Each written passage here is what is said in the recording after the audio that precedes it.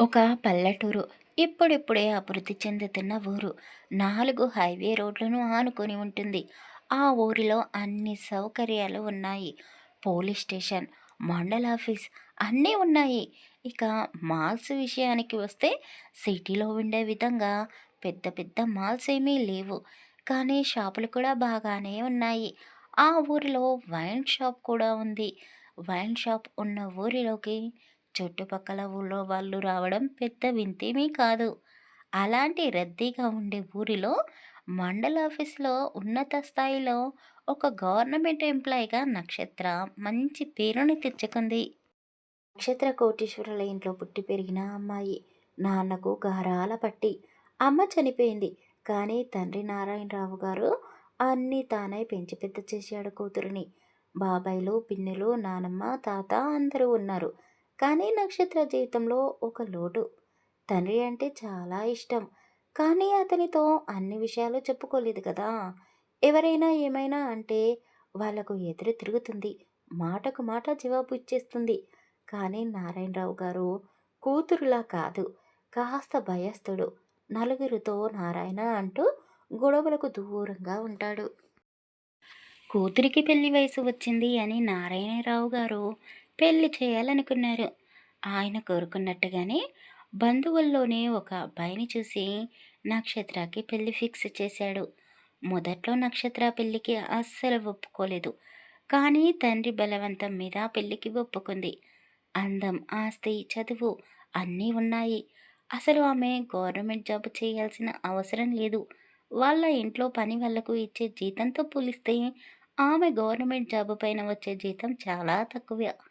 కానీ పేదవాళ్లకు మంచి చేయాలి, వాళ్లకు ఏదో ఒక విధంగా సాయం చేయాలి అంటే నీతిగా, నిజాయితీగా ఉండే గవర్నమెంట్ ఎంప్లాయ్ తోటే సాధ్యం అనుకుంది. అందుకే పట్టుపట్టి చదువుకుంది. ఆమె చదివిన చదువు ఆ జాబ్‌కి అస్సలు సంబంధం లేదు. కానీ ఆమె ఇప్పుడు చేస్తున్న రెవెన్యూ ఆఫీసర్ జాబ్ చాలామంది జీవితాలనే మార్చేసింది. ఒకప్పుడు వాళ్ళ నాన్న ఇలాంటి ఆఫీసుల చుట్టూ ఎన్నోసార్లు తిరిగాడు. అతనికి న్యాయం జరగలేదు. నక్షత్ర పెరిగి పెద్దయ్యాకే తన తెలివితేటలతో వాళ్లకు న్యాయం దక్కేలా చేసుకుంది. అప్పుడే నిర్ణయించుకుంది, మాలా పేదవాళ్ళు ఎవ్వరూ ఇబ్బందులు పడకూడదు అని. అందుకే తను ఈ ఫీల్డ్‌లో వర్క్ చేస్తుంది. ఇక వాళ్ళ నాన్న నారాయణరావు గారు చూసిన పెళ్లి సంబంధానికి వస్తే అతను నక్షత్రకి బాగా తెలుసు. వాళ్ళ బంధువుల అబ్బాయే. ఏదో తండ్రి చెప్పాడు అని పెళ్లికి ఒప్పేసుకుంది కానీ ఆ అబ్బాయిని నక్షత్ర ప్రేమించలేదు. అలానే కాలేజ్ డేస్‌లో కూడా ఎవరినీ ప్రేమించలేదు. అసలు తనకి అంత టైం ఉండేదే కాదు. పెళ్లి తర్వాత భర్తను ప్రేమించొచ్చులే అనేసుకుంది. అందుకే పెళ్లికి ముందు ప్రేమకు కాస్త దూరంగానే ఉంది. కానీ ఊహించని విధంగా ఆమె పెళ్లి జరిగే రోజు అదే ఊరిలో ఉండే శ్రీరామ్ నక్షత్ర మెడలో తాళి కట్టాడు. అతను ఒకసారి జైలుకు కూడా వెళ్ళి వచ్చాడు. తాగుబోతు, తిరుగుబోతు, చదువు లేదు. 6 అడుగుల ఎత్తుకు పైగానే ఉంటాడు. బాగా కండలు తిరిగి ఉన్నాడు. ఉంగరాల జుట్టు. చూడ్డానికి గంభీరంగా ఉన్నాడు. వారంలో ఒక్కసారి స్నానం చేయడమే గొప్ప అతడు. ఎంత పెద్ద వాళ్ళనైనా సరే, ఎవడైనా సరే అతను లెక్క చేయడు. ఒరేయ్ శ్రీరామ్! కాస్త ఈ పని చేసి పెట్టరా, నీకు డబ్బులు ఇస్తాము అని ఎవరైనా ఏ పని చెప్పినా చేసేస్తాడు. చివరికి ఎవరినైనా కొట్టమన్నా కొడతాడు. అలా అని ఎవరిని చంపలేదు. కాళ్ళు చేతులు విరిచేంత వరకే అతని పని. ఆడవాళ్ళ జోలికి అస్సలు పోడు. అతనికి ఊరి చివరన ఒక చిన్న ఇల్లు ఉంది. ఒకే ఒక గది. కానీ అతను ఎక్కువగా ఉండేది వైన్ షాప్‌లోనే. అలాంటి శ్రీరామ్ నక్షత్రాన్ని ఎందుకు పెళ్లి చేసుకున్నాడు? ఈ కథలో తెలుసుకుందాం. ఇది ఫుల్ లెంత్ స్టోరీ అండి. ఈ స్టోరీ మొదటి భాగాన్ని 10 డేస్ బ్యాక్ మన ఛానల్‌లో అప్లోడ్ చేశాను. అలాగే రోజు ఎపిసోడ్స్ ఇవ్వాలనుకున్నాను. కానీ కుదరడం లేదు. అంతేకాదు ఒకే థంబ్‌నెయిల్, టైటిల్ పెట్టడం వల్ల నా పాత ఛానల్ కథల మాలిక ఛానల్ మానిటైజేషన్ క్యాన్సిల్ అయ్యింది. అందుకే వీడియోస్ చేయడానికి టైం తీసుకుంటున్నాను. ఆ ఛానల్‌లో ఫేస్ చేస్తున్న ప్రాబ్లమ్స్‌ని ఈ ఛానల్‌లో కూడా ఫేస్ చేయలేను. ఇక ఆ పాత ఛానల్ ఉంటుందో, ఊడుతుందో కూడా తెలీదు. నా ప్రాబ్లమ్స్ ఏంటో నాకు ఉన్నాయి. కానీ మీరు మాత్రం నా మీద కోపం చూపించకుండా మన అమూల్య మంత్రి తెలుగు ఆడియో స్టోరీస్ ఛానల్‌ని సబ్స్క్రైబ్ చేసుకోండి. అలాగే ఇప్పుడు వినబోయే మిసెస్ రౌడీ పెళ్ళాం స్టోరీ విన్న తర్వాత మీకు నచ్చితే కాదు నచ్చుతుంది అనుకుంటున్నాను.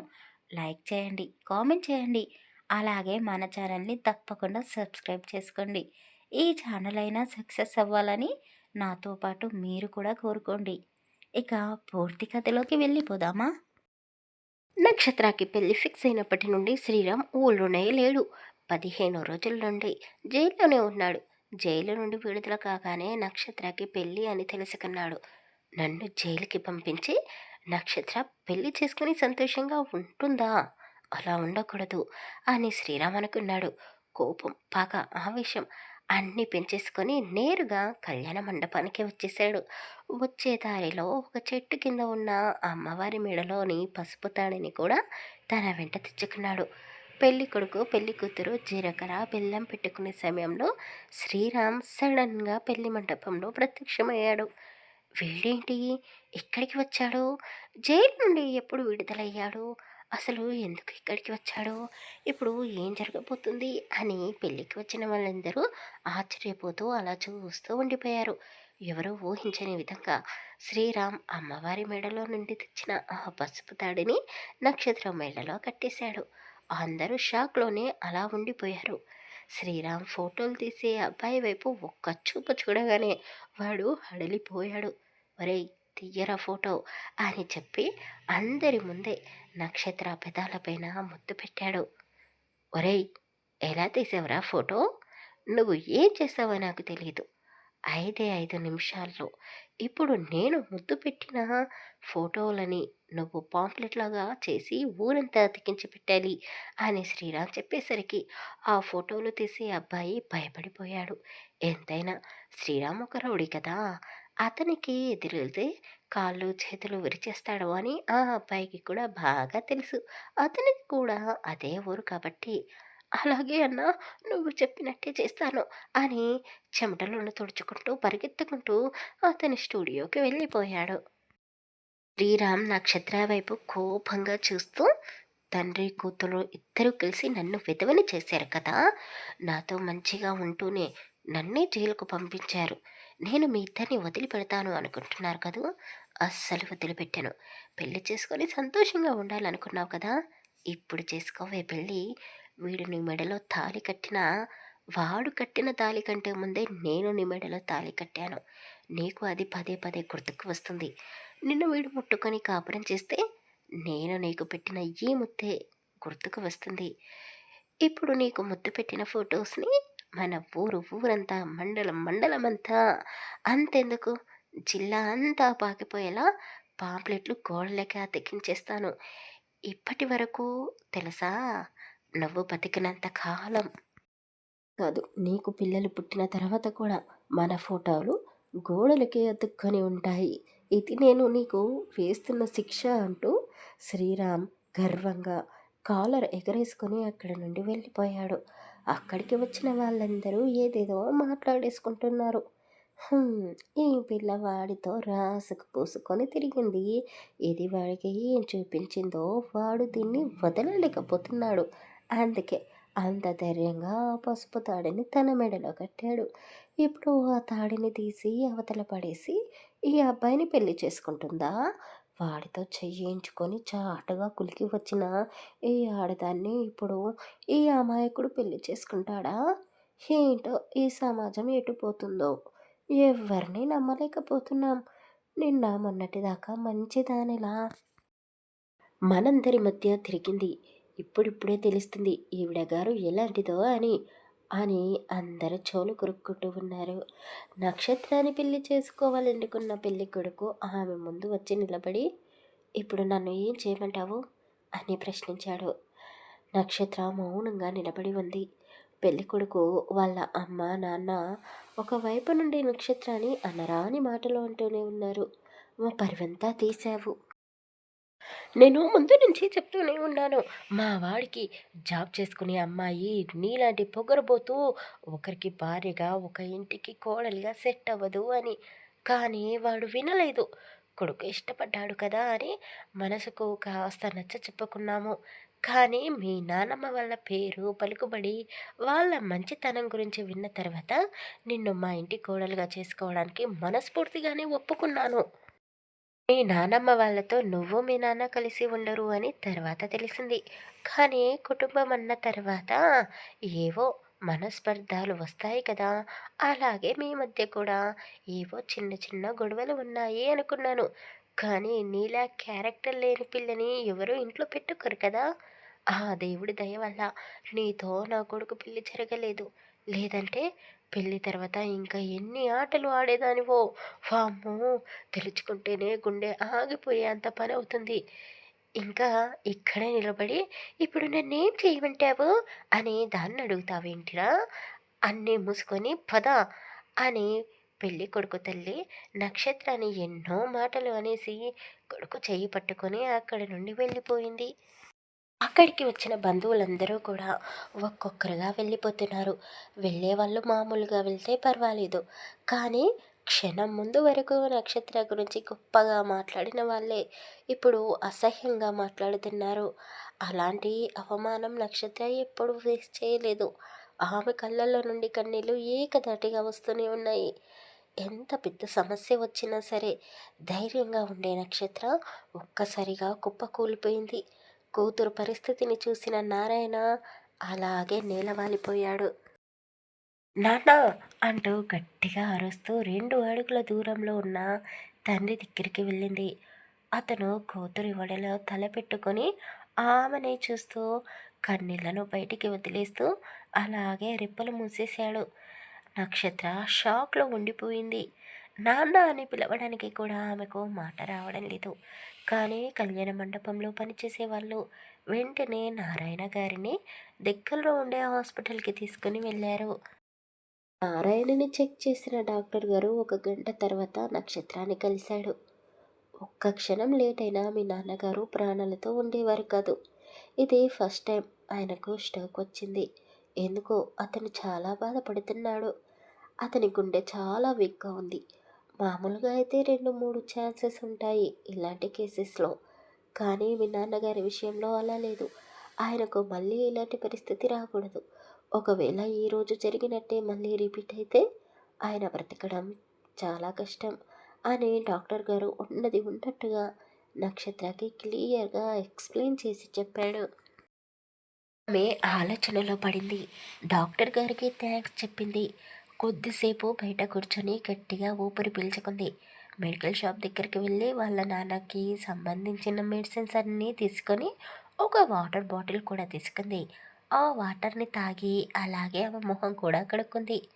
చీర కొంగుతో ముఖాన్ని తుడుచుకుంది. ఆమెతో పాటు వచ్చిన వాళ్ళని కలిసి చేతులెత్తి నమస్కరించింది. అయ్యో! మీలాంటి గొప్ప వాళ్ళు మాలాంటి వాళ్ళకు నమస్కారం చేయడం ఏంటమ్మా? మీ పెళ్ళి ఆగిపోయిందో లేక జరిగిపోయిందో మాకు అర్థం కావడం లేదు. కానీ మీరు చాలా మంచివారమ్మా. మీరు ఇక్కడికి ఆఫీసర్‌గా వచ్చిన తర్వాతనే మాలాంటోళ్ళ బతుకులు బాగుపడ్డాయి. మా సొంత భూములను మేము దక్కించుకున్నాము. మీలాంటోళ్ళు చల్లగా ఉండాలి. మీ మీద కొన్ని పాడు కళ్ళు పడ్డాయి. అందుకే మీరు ఎన్ని అవమానాలు పడుతున్నారు. ఏం జరిగినా అంతా దేవుడి చిత్తం. ధైర్యంగా ఉండండమ్మా. మీ నాన్నగారిని జాగ్రత్తగా చూసుకోండి. మీకు ఏ సహాయం కావాలన్నా మేమందరము ఉన్నాము. మా దగ్గర డబ్బు లేకపోవచ్చు. కానీ మీరు ఏం చెప్పినా చేయడానికి ఎప్పుడూ సిద్ధంగానే ఉంటాము అని చెప్పి వాళ్ళు వెళ్ళబోతూ ఒక ఆవిడ మళ్ళీ వెనక్కి వచ్చి, అమ్మా, నీకు నేను చెప్పే అంత దానిని కాదేమో, కానీ ఒక్కసారి నీ మెడలో తాళి కట్టిన శ్రీరామ్ గురించి ఆలోచించి చూడమ్మా. వాడు నీ పక్కన ఉంటే నీ నీడని తాకడానికి కూడా అందరూ భయపడతారు. నీకు కొండంత ధైర్యంగా ఉంటాడు. వాడి గురించి నేను చెప్పే అవసరం లేదేమో. నీకు బాగా తెలుసు కదమ్మా. నీ జీవితంలో ఎవరు ఉండాలో ఆ దేవుడికి బాగా తెలుసమ్మా. ఒకసారి ఆలోచించి చూడు అని ఆవిడ చెప్పేసి అక్కడి నుండి వెళ్ళిపోయింది. నక్షత్ర వెళుతున్న వాళ్ళ వైపే చూస్తూ ఉంది. అప్పుడే అక్కడికి ఒక నర్స్ వచ్చి, మేడం మేడం, మీ నాన్నగారు మీతో మాట్లాడాలంటున్నారు, మీరు తొందరగా రూమ్కి వెళ్ళండి అని నర్సు చెప్పడంతో వాళ్ళ నాన్నని షిఫ్ట్ చేసిన రూమ్లోకి వెళ్ళింది. ఇంకా పెళ్లి కూతురు గిటప్లోనే ఉన్న కూతురిని చూసి ఆయన కాస్త బాధపడ్డాడు. నాన్న, ఎలా ఉంది ఇప్పుడు అని నక్షత్ర తండ్రి పక్కనే కూర్చొని అతని తలపై చెయ్యి పెట్టి తల నిమురుతో అడిగింది. హా, పర్వాలేదమ్మా, ఇప్పుడు బానే ఉంది. ఎంతైనా నేను మొండివాడిని కదా, అందుకేనేమో నా గుండె ఇంకా కొట్టుకుంటూనే ఉంది అని చిన్నగా నిట్టూరుస్తూ అన్నాడు. ఇప్పుడు ఏం జరిగిందని అంతలా బాధపడుతున్నారు? మీకు ఏమీ కాలేదు, పిచ్చి పిచ్చిగా మాట్లాడకండి అని నక్షత్ర అన్నది. అతను పేలగా ఒక చిరునవ్వు విసిరి ఆమె మెడలో ఉన్న పసుపు తాడు వైపు చేశాడు. నీ జీవితం తలకిందులయ్యింది. నీకు నేను ఎలా ధైర్యం చెప్పాలో తెలియడం లేదు. కానీ నువ్వు నాకు అమ్మవై నాకే ధైర్యాన్ని నూరు పోస్తున్నావు. నీ జీవితం ఏం కానుందో నాకు అర్థం కావడం లేదు అంటూ కంట తడి పెట్టుకున్నాడు. తండ్రి కళ్ళల్లో కన్నీళ్లను చూసి నక్షత్రకి కూడా దుఃఖం తన్నుకు వస్తుంది. కానీ ఆమె ఏడిస్తే ఇప్పుడు తన తండ్రి కూడా వెక్కి వెక్కి ఏడుస్తాడు. అలా ఏడిస్తే అతని ఆరోగ్యానికి మంచిది కాదు అని నక్షత్ర ఆమె కన్నీళ్ళని కంటి రెప్పల్లోనే దాచుకొని లేని ధైర్యాన్ని కూడా పెట్టుకొని, నాన్న, మీకు ఎన్నిసార్లు చెప్పాలి, బాధపడకండి. అయినా ఇప్పుడు ఏం జరగలేదు కదా, అంతా మన మంచికే జరిగింది. నేను చేసుకోవాలనుకున్న పెళ్లి కొడుకుకు ధైర్యం లేదు, నిజాన్ని తెలుసుకోవాలని ప్రయత్నం కూడా చేయలేదు. కళ్ళ ముందు కనిపించేదే నమ్మేశాడు. నా జీవితంలో నుండి వెళ్ళిపోయాడు. ఇక నేను వాడి నుండి తప్పించుకున్నాను. ఒక విధంగా చూస్తే నా మెడలో తాళి కట్టిన శ్రీరామ్కి నేను థ్యాంక్స్ చెప్పాలి అంటూ ఒక చిన్న చిరునవ్వు నవ్వింది. అవును, శ్రీరామ్ ఆవేశంలో తొందరపడ్డాడు. కానీ శ్రీరామ్ తోడు మనకు చాలా అవసరం. అందుకే ఆ దేవుడు మీ ఇద్దరిని ఈ బంధంలో ముడివేశాడేమో అని తండ్రి అంటూ ఉండగానే అప్పుడే డాక్టర్ గారు నారాయణని చెక్ చేయడానికి లోపలికి వచ్చారు. ఏంటమ్మా, అన్ని విషయాలు హాస్పిటల్లోనే మాట్లాడుకుంటారా అంటూ ఆయన్ని మళ్ళీ ఒకసారి చెక్ చేసి, "హుం, ఇప్పుడు పర్వాలేదు, కానీ మళ్ళీ ఇలా రిపీట్ కాకుండా చూసుకోండి.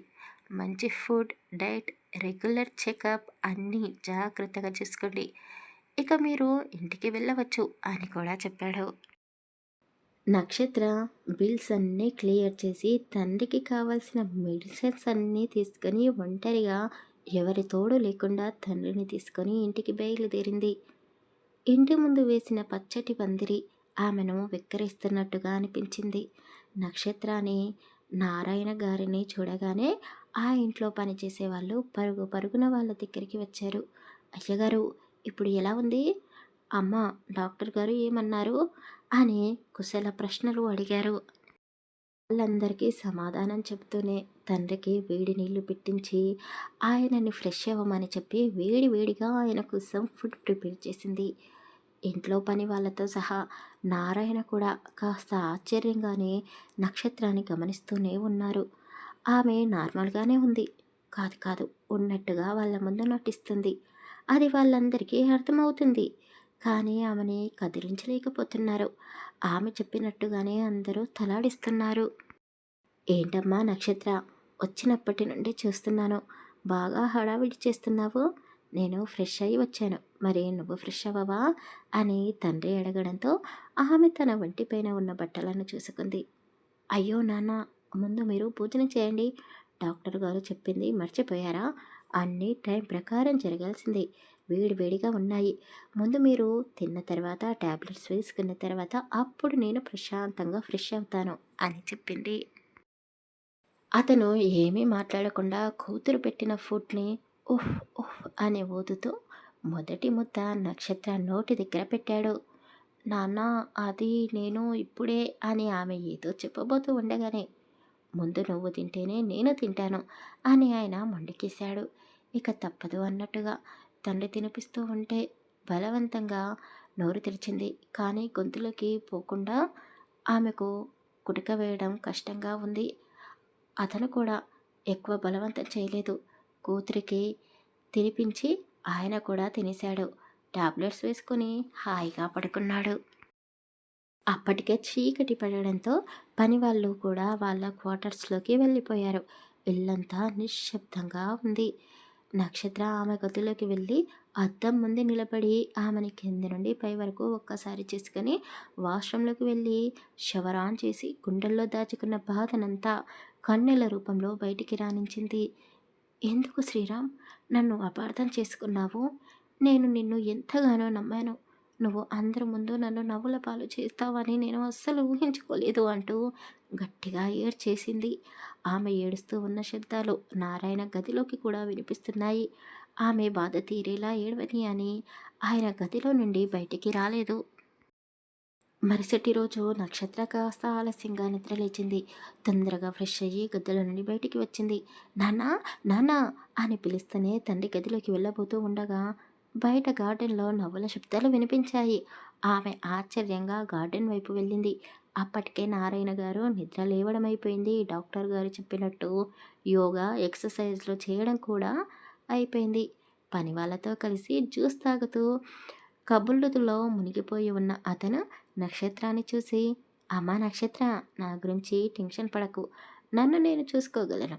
నువ్వు ఇక నీ గురించి ఆలోచించడం మొదలుపెట్టు అని చెప్పాడు. అతను అంత స్పష్టంగా ఏమీ చెప్పలేదు. కానీ నక్షత్ర తండ్రి మనసుని, మాట తీరుని అన్నీ అర్థం చేసుకుంటుంది. పైగా చాలా తెలివైంది. ఆయన మాటల్లోని అర్థం నెక్స్ట్ ఏంటి? శ్రీరామ్ని భర్తలా ఒప్పుకుంటున్నావా లేదా అన్నట్టుగా ఉంది అతని మాట తీరు. కానీ ప్రస్తుతానికి నక్షత్ర శ్రీరామ్ గురించి ఆలోచించకుండా రోజులాగే కాస్త టిఫిన్ తినేసి పని వాళ్లకు అన్ని జాగ్రత్తలు చెప్పి ఆఫీస్కి వెళ్ళిపోయింది. అలా ఒక వారం రోజులు గడిచిపోయింది. ఆ వారం రోజులు ఆఫీస్లో ఉండే వాళ్ళు, ఊరి జనాలు నక్షత్రాన్ని సూదిలాంటి మాటలతో గుచ్చుతూనే ఉన్నారు. శ్రీరామ్‌తో రాసుకు పూసుకు తిరిగింది. ఈవిడ గారు ఏం చూపించిందో! అందుకే వాడు అంత ధైర్యంగా అందరి ముందు తాళి కట్టాడు. అయినా ఆడది బయట తీస్తే మగాడు ఊరుకుంటాడా? పైగా వయసు ప్రభావం ఒకటి. అంతా కలికాలం అంటూ నక్షత్ర వీధి వెంట నడుస్తూ ఉంటే ఎవరికి నచ్చినట్టు వాళ్ళు మాట్లాడేసుకుంటున్నారు. సడన్‌గా వాళ్ళ మాటలు ఆగిపోయాయి. ఎందుకో నక్షత్రకి అర్థం కాలేదు. తల పైకెత్తి చూసింది. ఎదురుగా శ్రీరామ్ నలుగురి మనుషులని చావ కొడుతున్నాడు. వామ్మో! మనం మాట్లాడుకున్న మాటలు వాడు కాని వింటే మనని కూడా అలా బట్టలు ఉతికేసినట్టు ఉతికేస్తాడు. పదండి లోపలికి అని ఆడవాళ్ళు, మగవాళ్ళు అందరూ సైలెంట్‌గా లోపలికి వెళ్ళిపోయారు. నక్షత్ర శ్రీరామ్ వైపు అలా చూస్తూ ఉంది.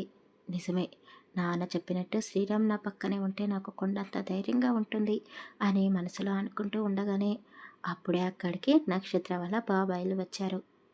ఏంటి మేడం, రోడ్డు మీద నిలబడి నీ రౌడీ మొగుడిని అలా చూస్తున్నావు? నీ హోదాని, వాడి అండని చూసుకొని మమ్మల్ని బెదిరించాలనుకున్నావు. కానీ ఇప్పుడు చూడు, నీ జీవితం గురించి నలుగురు 4 రకాలుగా మాట్లాడుకునేలా చేశాము. ఇప్పటికైనా బుద్ధి తెచ్చుకొని మేము భిక్ష వేసే ఆస్తిని తీసుకొని ఇక్కడి నుండి వెళ్ళిపో అని వాళ్ళు వార్నింగ్ ఇచ్చినట్టుగా చెప్పారు.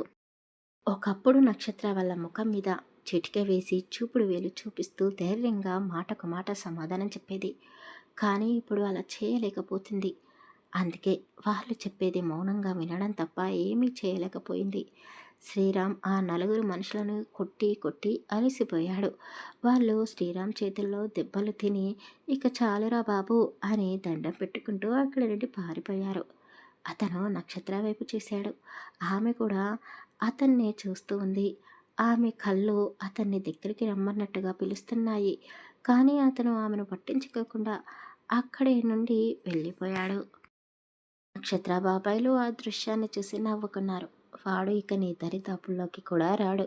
వాడు మేము చెప్పినట్టు వినే ఒక రౌడీ నా కుక్క. ఇక నువ్వు తట్టా బుట్ట సర్దుకొని ఇక్కడి నుండి వెళ్ళిపో. ఇప్పుడు నీకు గౌరవం, మర్యాద ఎటూ లేదు. కనీసం నీ తండ్రి ప్రాణాలు నీ ప్రాణాలైనా మిగులుతాయి. ఎంతైనా మేము నీకు బాబాయిలమే కదా! అందుకే నీ మేలు కోరి చెప్తున్నాము అని చెప్పేసి అక్కడి నుండి వెళ్ళిపోయారు వాళ్ళు.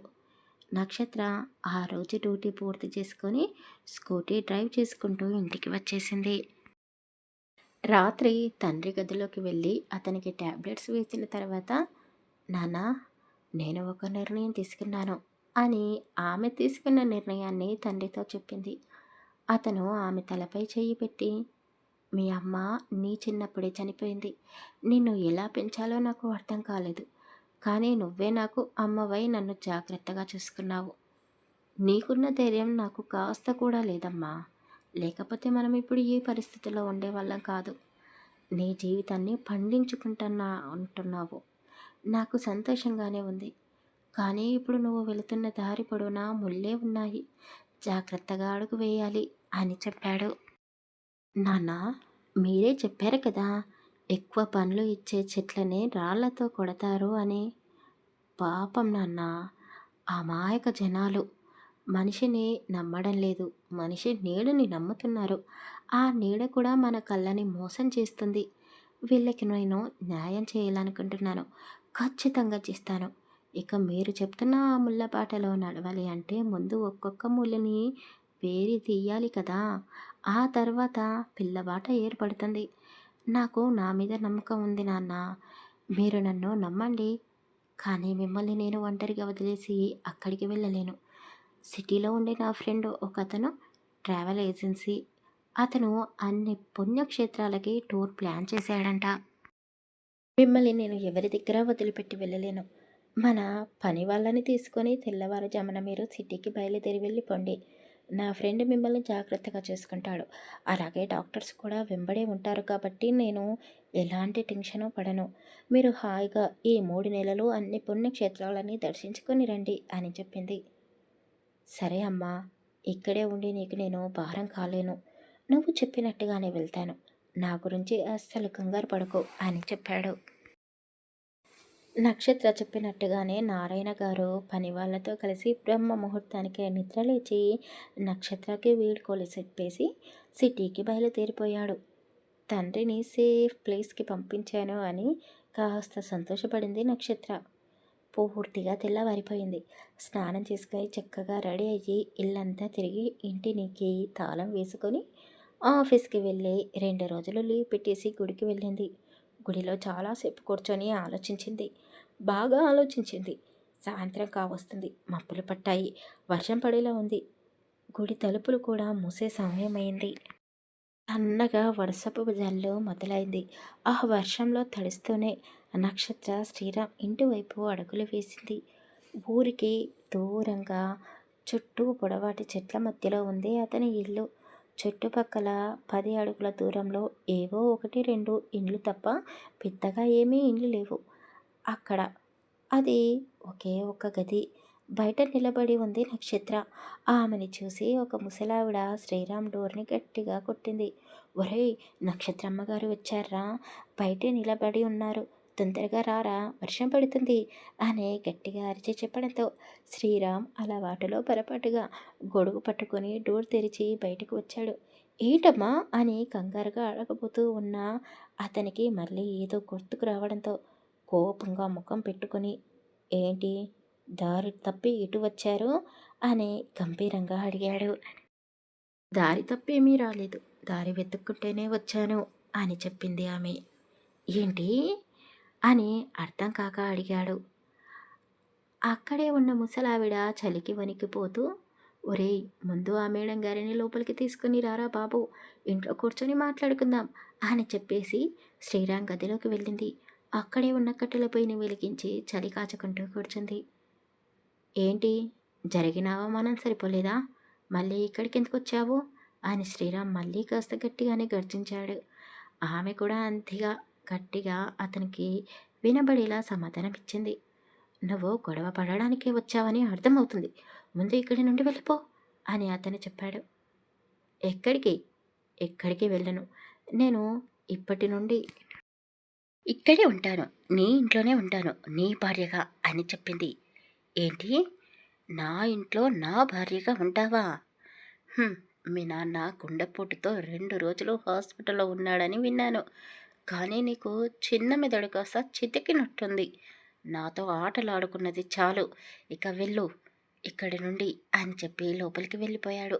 కానీ నక్షత్ర మొండిగా అక్కడే నిలబడి ఉంది. ముసలావిడ లోపలి నుండి అంతా గమనిస్తూనే ఉంది.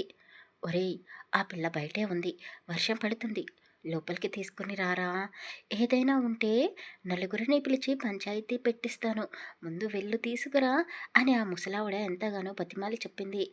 నక్షత్రం మొండితనం ఎలాంటిదో అతనికి బాగా తెలుసు.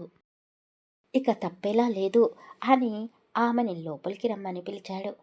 ఆమె చలికి వణికిపోతూనే కుడికాలు ముందు పెట్టి శ్రీరామ్ ఇంట్లోకి అడుగుపెట్టింది. అది ఒకే ఒక్క గది. ఒక మూలన చెక్క బల్ల ఉంది. అందులో ఏవో 2-3 ప్లాస్టిక్ డబ్బాలు ఉన్నాయి, కానీ సరుకులేమీ లేవు. ఒక కట్టెల పొయ్యి ఉంది. గోడకి 2 మూలలు కొట్టి దానికి ఒక తాడు కట్టి దానిపైన అతని బట్టలు వేసి ఉన్నాయి. పాత నవార మంచం ఉంది. అయ్యో మేడం గారు, కూర్చోవడానికి ఏమీ లేదు, ఆ నవారి మంచం పైనే కూర్చోండి అని ఆ ముసలావిడ చలి కాపుకుంటూనే అన్నది. అయ్యో ముసలి, పట్టు పరుపుల్లో మేడల్లో తిరిగిన యువరాణి గారికి ఈ గుడిసెలో కూర్చోవడానికి ఇబ్బందిగా ఉంటుంది. కొద్దిసేపు ఆగితే వర్షం తగ్గిపోతుంది, ఆవిడ గారు వెళ్ళిపోతారు, నువ్వు అంత మర్యాదలు చేయాల్సిన అవసరం ఏమీ లేదులే అని శ్రీరామ్ అన్నాడు. నక్షత్ర కోపంగా అతని వైపు చూస్తూ, ఒక్కసారి చెప్తే నీకు అర్థం కాదా? నేను ఎక్కడికి వెళ్ళను, కట్టావు కదా అందరి ముందు ఈ తాళిని కట్టినవాడు ఎక్కడ ఉంటే కట్టించుకున్న ఆడది అక్కడే ఉంటుంది అని చెప్పింది. నవ్వుతూ, ఇప్పటికే నీ వల్ల నేను జైలుకి కూడా వెళ్ళి వచ్చాను, ఈసారి పూర్తిగా పాతాళంలోకి తొక్కేయాలని చూస్తున్నావా? నీ దృష్టిలో నా దృష్టిలో అది కేవలం ఒక తాడు మాత్రమే. ఇక నీ నాటకాలు కట్టేసి వచ్చిన దారినే మీ ఇంటికి వెళ్ళిపో, వర్షం కాస్త తగ్గినట్టుంది అని చెప్పాడు. నక్షత్ర రెప్ప వేయకుండా అతన్నే చూస్తూ ఉంది. నేను ఎక్కడికి వెళ్ళను అని ఈసారి కళ్ళతోనే చెప్పింది. అతనికి ఆమె గురించి అతనికి పూర్తిగా తెలుసు. ఒక్కసారి పిడికిలు బిగించి గోడకేసి గట్టిగా కొట్టాడు. దెబ్బకి ముసలావిడ లేచి, ఒరేయ్ నాయనా, ఈ గాలి వర్షానికే నీ పూరి గుడిసె కూలేటట్టు ఉంది, కానీ దానికంటే ముందు నువ్వే బద్దలు కొట్టేటట్టున్నావు, నేను వెళ్తున్నాను. ఆ ముసలావిడ అక్కడి నుండి వాళ్ళ ఇంటికి పరుగు తీసింది. కాస్త వర్షం తగ్గింది. నక్షత్ర ఎటూ కదలకుండా అలాగే నిలబడి ఉంది. శ్రీరామ్కి చాలా కోపం వచ్చింది. ఆమె చెయ్యి పట్టుకొని విసిరిగా బయట నిలబెట్టాడు. నువ్వు ఎక్కడికైనా పో, నాకు సంబంధం లేదు అని చెప్పి అతని ఆ చిన్న ఇంటికి గడియ పెట్టేసి తాళం పెట్టేసి అక్కడే ఉంటే నక్షత్ర ఇలాగే మొండికేస్తుంది అని బైక్ స్టార్ట్ చేసుకొని తిన్నగా వైన్ షాప్లోకి వెళ్ళాడు. అక్కడ ఒక 2-3 గంటలు కూర్చొని ఫుల్లుగా తాగేసి మరో ఫుల్ బాటిల్ని వెంట తెచ్చుకుంటూ వచ్చే దారిలో మంచి బిర్యానీ పొట్లం పార్సల్ తెచ్చుకున్నాడు. నేను బయటికి వచ్చి 2-3 గంటలకు పైగానే అవుతుంది. ఈ పాటికి ఆ మహారాణి నా గుడిసెని వదిలేసి వాళ్ళ కోటలోకి వెళ్ళిపోయి ఉంటుంది అని మనసులోనే అనుకుంటూ ఇంటికి చేరుకున్నాడు. అతని ఇంటి ముందు జనాలు గుంపుగా ఉన్నారు. ఏంటి, ఎప్పుడు లేనిది నా ఇంటి ముందు ఇంతమంది జనాలు ఉన్నారు అని ఆశ్చర్యంగానే వాళ్ళ వైపు చూస్తూనే బైక్ పక్కన ఆపేసి, ఏంటి, ఏం జరుగుతుంది ఇక్కడ అని అడిగాడు. అదే మేము అడుగుతున్నాం, ఏం జరుగుతుంది ఇక్కడ? ఈ పిల్ల మెడలో తాళి కట్టి పెళ్లి చేసుకున్నావు, ఇప్పుడు తనంతట తానే నీతో కాపురం చేయడానికి వస్తే ఇలా వీధిలో నిలబెడతావా, అది కూడా వర్షం పడుతున్న సమయంలో అని అందరూ నిలదీసి అడిగారు శ్రీరామ్ని. మామూలుగా అయితే శ్రీరామ్ ముందు ఎవరూ అంత ధైర్యంగా మాట్లాడరు. కానీ వాళ్ళ ఇంటి పక్కనే ఉండే ఆ ముసలావిడ అక్కడ జరుగుతున్న విషయం గురించి ఊరి జనాలకి చెప్పింది. వాళ్ళందరూ ఎక్కడా లేని పెద్దరికాన్ని నెత్తిన పెట్టుకొని నక్షత్రకి న్యాయం చేయడానికి శ్రీరామ్ ఇంటి దగ్గరికి వచ్చారు. అప్పటి వరకు కాస్త చల్లపడిన వాతావరణం మళ్ళీ తుఫానుగా మారిపోయింది. శ్రీరామ్ కళ్ళల్లో నిప్పులు కురుస్తున్నాయి. ఆకాశంలో నుండి కూడా వర్షం కుండపోతగా కురవడం మళ్ళీ మొదలుపెట్టింది. ఇంత చీకట్లో ఈ వర్షంలో నక్షత్ర ఎక్కడికి వెళుతుంది? మర్యాదగా లోపలికి తీసుకొని వెళ్ళు అని చెప్పి వాళ్ళిద్దరినీ లోపలికి పంపించి అక్కడ ఉన్న వాళ్ళు కూడా వర్షానికి తట్టుకోలేక ఎవరి ఇళ్లల్లోకి వాళ్ళు వెళ్ళిపోయారు. శ్రీరామ్ ఏమీ మాట్లాడలేదు. అతనికి కోపం వస్తుంది, కానీ ఆమెపై ఎలా చూపించాలో అర్థం కావడం లేదు. నక్షత్ర పూర్తిగా తడిసిపోయి చలికి వణికిపోతూ అలాగే నిలబడి ఉంది. ఆమె ముందే కూర్చొని తెచ్చుకున్న బిర్యానీ మొత్తం తినేశాడు. కనీసం నువ్వు తింటావా అని కూడా ఆమెను అడగలేదు. అతని ఆవేదన తీరడం లేదు. కళ్ళ ముందు నక్షత్రాన్ని పెట్టుకొని నార్మల్గా ఉండలేకపోతున్నాడు. వైన్ షాప్లో పుల్లగానే తాగి వచ్చాడు. కానీ అతనికి కిక్కు ఎక్కినట్టుగా అనిపించడం లేదు. మళ్ళీ ఫుల్ బాటిల్ని ఓపెన్ చేసి దించకుండా పూర్తిగా బాటిల్ని ఖాళీ చేశాడు. కళ్ళు మూస్తూ తెరుస్తూ తలని అడ్డదిడ్డంగా ఊపుతూ నక్షత్రాన్ని కింది నుండి పై వరకు చూశాడు. ఆమె దగ్గరికి వెళ్ళి, ఏంటి వెళ్ళిపోమ్మంటే నాటకాలు మొదలుపెట్టావు? నేను ఎంత నమ్మానో, కానీ నువ్వు నన్ను మోసం చేశావు. నా గుండె ముక్కలైపోయింది. అసలు నేను ఏం చేసినా పాపం లేదు అంటూ ఆమె వైపు ఒక్క క్షణం అలాగే చూస్తూ ఉండిపోయాడు. తడిసిన బట్టల్లో ఉన్న నక్షత్ర వణికిపోతూ ఉంది. ఆమె అందాలు అతని కళ్ళకు స్పష్టంగా కనబడుతున్నాయి. అదురుతున్న ఆమె పెదాలకు అతని పెదాలని ముడివేయాలనుకున్నాడు. అసలు అతని ఆలోచన విధానమే మారిపోయింది. ఆమెకు ఇంకా దగ్గరగా వెళ్ళాడు. నక్షత్ర ఒక్క అడుగు వెనక్కి వేసింది. అతను పెదాలని చేతిలిస్తూ, ఏంటి ఎక్కడికి వెళ్తున్నావు? ఇందాకటి నుండి నువ్వు నా పెళ్ళానివి అని ఊరందరికీ చెప్పుకున్నావు కదా, మరి పెళ్ళాంగా భర్త కోరికను తీర్చాలి కదా అంటూ ఆమె మెడలో ఉన్న తాళిని చేతిలో పట్టుకొని అడిగాడు. ఆమె ఏమీ మాట్లాడలేదు. శ్రీరామ్ ఒక రౌడీ, కానీ ఆడవాళ్ళ విషయంలో ఆమల దూరంలో ఉంటాడు. అసలు పెళ్ళి పెళ్ళాం గురించి ఆలోచించని అతని మనసు శృతి తప్పుతుంది. నక్షత్రకి బుద్ధి చెప్పాలని ఆ క్షణం ఆమె మెడలో తాళి కట్టాడు. కానీ ఇప్పుడు ఆమెని తనలో కలిపేసుకోవాలి, లేకపోతే చచ్చిపోతానేమో అన్నంతగా అతనికి ఫీలింగ్స్ వస్తున్నాయి. అసలు ఏం జరుగుతుందో అర్థం కావడం లేదు. నక్షత్ర అతన్ని దూరం పెట్టడం లేదు, తోసేయడం లేదు. శ్రీరామ్ నిజంగానే పిచ్చివాడైపోయాడు. నక్షత్రాన్ని గట్టిగా కౌగులించుకొని ఆమె పెదాలను వదలకుండా చుంబిస్తూనే ఉన్నాడు. ఆమె పెదవికి అతని పంటుగాటుతో గాయమయ్యింది. అయినా సరే వదలకుండా ఆమె పెదవి నుండి వస్తున్న రక్తాన్ని కూడా అతను నోటితో పీలుస్తూనే ఆమె ఒంటికి అంటుకున్న ఆ తడి బట్టలని ఆవేశంగా చించి అవతల పాడేశాడు. ఆమెని అలాగే నేల మీద పడుకోబెట్టి ఆమె అనువనుని తాకుతూ ఆశ తీరా మనసు తృప్తి పడేలా అతని కోరికలను తీర్చుకున్నాడు. అసలు రాత్రంతా ఒక్కసారి కూడా నిద్రపోకుండా ఆమెతో ఎన్నిసార్లు కలిశాడో కూడా వాళ్లకు గుర్తులేదు. లెక్క పెట్టుకునే పరిస్థితిలో అతను లేడు. లెక్కించే ఓపిక ఆమెకు కూడా లేదు. రాత్రంతా కొండపోతగా కురిసిన వర్షం తెల్లవారుతూ ఉండగా కాస్త శాంతించింది. శ్రీరామ్ కూడా అలిసిపోయి తెల్లవారుతూ ఉండగా ఆమె మీద అలాగే వాలిపోయాడు. రాత్రంతా నక్షత్ర అతని బరువును మోస్తూనే ఉంది. ఇక ఇప్పుడు ఓపిక నశించిపోయింది. అతను గాఢ నిద్రలో ఉన్నాడు అని అతన్ని పక్కకు పడుకోబెట్టుకుంది. ఆమె కూడా బాగా అలసిపోయింది. రాత్రంతా ఆమె కనురెప్పలకు ఒక్కసారి కూడా విశ్రాంతి ఇవ్వలేదు. ఆమెకు ఆలోచించే శక్తి కూడా లేదు ఇప్పుడు. ఇద్దరి శరీరం పైన నూలు పోగు కూడా లేదు. ఆమెకి ఏదోలా అనిపించింది. కనీసం కప్పుకోవడానికి దుప్పటి కూడా లేదు ఆ ఇంట్లో. పక్కనే పడి ఉన్న అతని లుంగిని ఆమె ఒంటిపైన కప్పుకొని అతని పక్కనే రెప్పవాల్చింది. పిట్ట మధ్యాహ్నం కావస్తుంది. శ్రీరామ్ కాస్త కదులుతూనే పెదలపైకి చిరునవ్వు తెచ్చుకున్నాడు. అతని మైండ్ ఇప్పుడు ఫ్రెష్గా ఉంది. మనసులో ఏదో భారాన్ని మోస్తున్నట్టుగా అనిపించేది అతనికి. కానీ ఇప్పుడు అలా లేదు. ఎందుకో అతనికి చాలా సంతోషంగా ఉంది. పూర్తిగా కళ్ళు తెరవలేదు, కానీ చిరునవ్వు నవ్వుతూనే ఒళ్ళు విరుచుకున్నాడు. ఒక్కసారిగా ఉలిక్కి పడిపోయి కళ్ళు తెరిచి చూసుకున్నాడు. పక్కనే నక్షత్ర అటువైపు తిరిగి పడుకొని ఉంది. అతని ఆ చిన్న గదిలో నక్షత్ర బట్టలు చినిగిపోయి నీళ్ళ మీద పడి ఉన్నాయి. అతను తల పట్టుకొని కూర్చున్నాడు. నాకేమైంది? రాత్రి పిచ్చి పట్టిన వాడిలా అలా ఎందుకు ప్రవర్తించాను? ఒక్కసారి ఆమె వైపు తీక్షణంగా చూశాడు. పల్చటి లుంగిని ఆమె ఒంటిపై కప్పుకొని ఉన్నా కూడా అతని కళ్ళకి ఆమె శరీరానికి అయిన గాయాలు స్పష్టంగా కనబడుతున్నాయి. శరీరమంతా ఎర్రగా కందిపోయి ఉంది. అతను చేసిన పంటి ఘాట్లకు రక్తంతో గడ్డకట్టుకుపోయి ఉన్నాయి. బలవంతంగా ఆమెతో క్లోజ్ అయినప్పుడు వలన ఆమెకు బ్లీడింగ్ కూడా అయ్యింది. అదంతా చూసి అతని కళ్ళల్లో కన్నీళ్ళు బయటికి వచ్చేశాయి. తట్టుకోలేకపోతున్నాడు.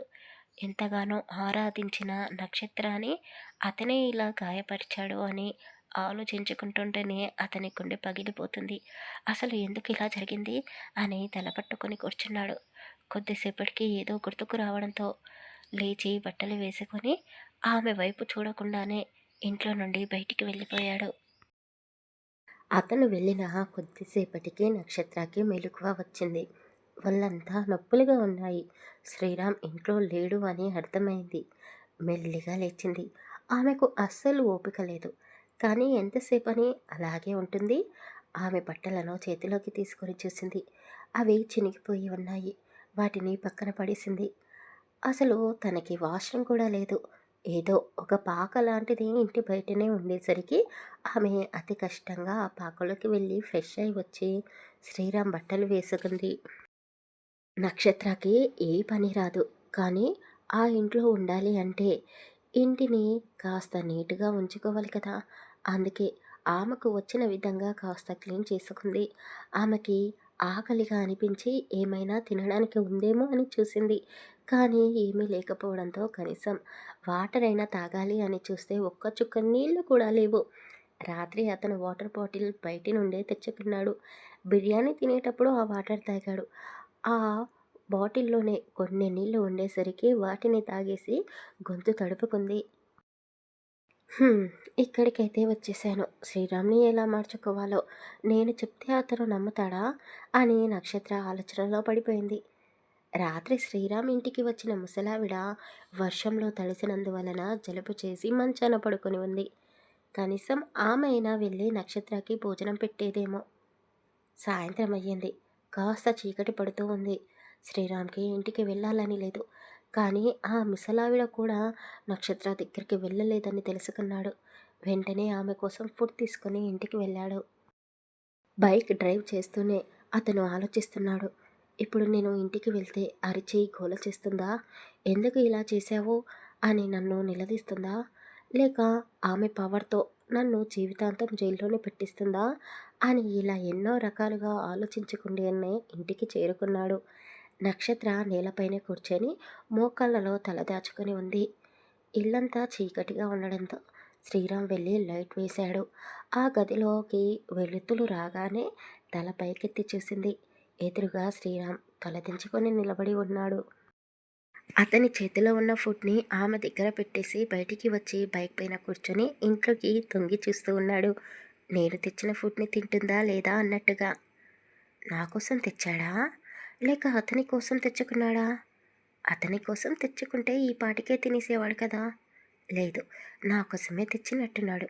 నోటితో చెప్తే ఏం పోతుంది? అతనికి నా మీద కోపం ఎంతుందో అంతకు రెట్టింపు నాకు కూడా అతని మీద కోపం ఉంది. కానీ ఏం చేయాలి? ఆకలితో చచ్చిపోలేను కదా! నాకేమో వంట రాదు. ఇంట్లో సరుకులు కూడా ఏమీ లేవు. ఇప్పుడు నేను బయటికి వెళ్ళే పరిస్థితిలో లేను. శ్రీరామ్ తెచ్చింది నోరు మూసుకొని తినేసేయాలి.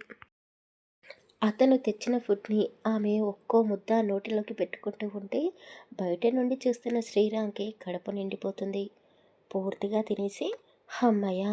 ఆత్మారాముడు శాంతించాడు అని అనుకుంది. నక్షత్రకి భోజనం చేసిన తర్వాత స్వీట్ తినడం అలవాటు. ఆ సంగతి ఆమె మర్చిపోయింది. కానీ శ్రీరామ్ గుర్తుపెట్టుకుని మరి ఆమె కోసం చాక్లెట్ కూడా తెచ్చాడు. అది చూసి చిరునవ్వు నవ్వుతూ నా ఇష్టాలన్నీ నీకు బాగా తెలుసు శ్రీరామ్ అని మనసులోనే అనుకుంటూ ఆ చాక్లెట్ తింటూ ఉంది. శ్రీరామ్ లోపలికి వచ్చాడు. అతని ముఖంలో గంభీరం మాత్రం అలాగే ఉంది.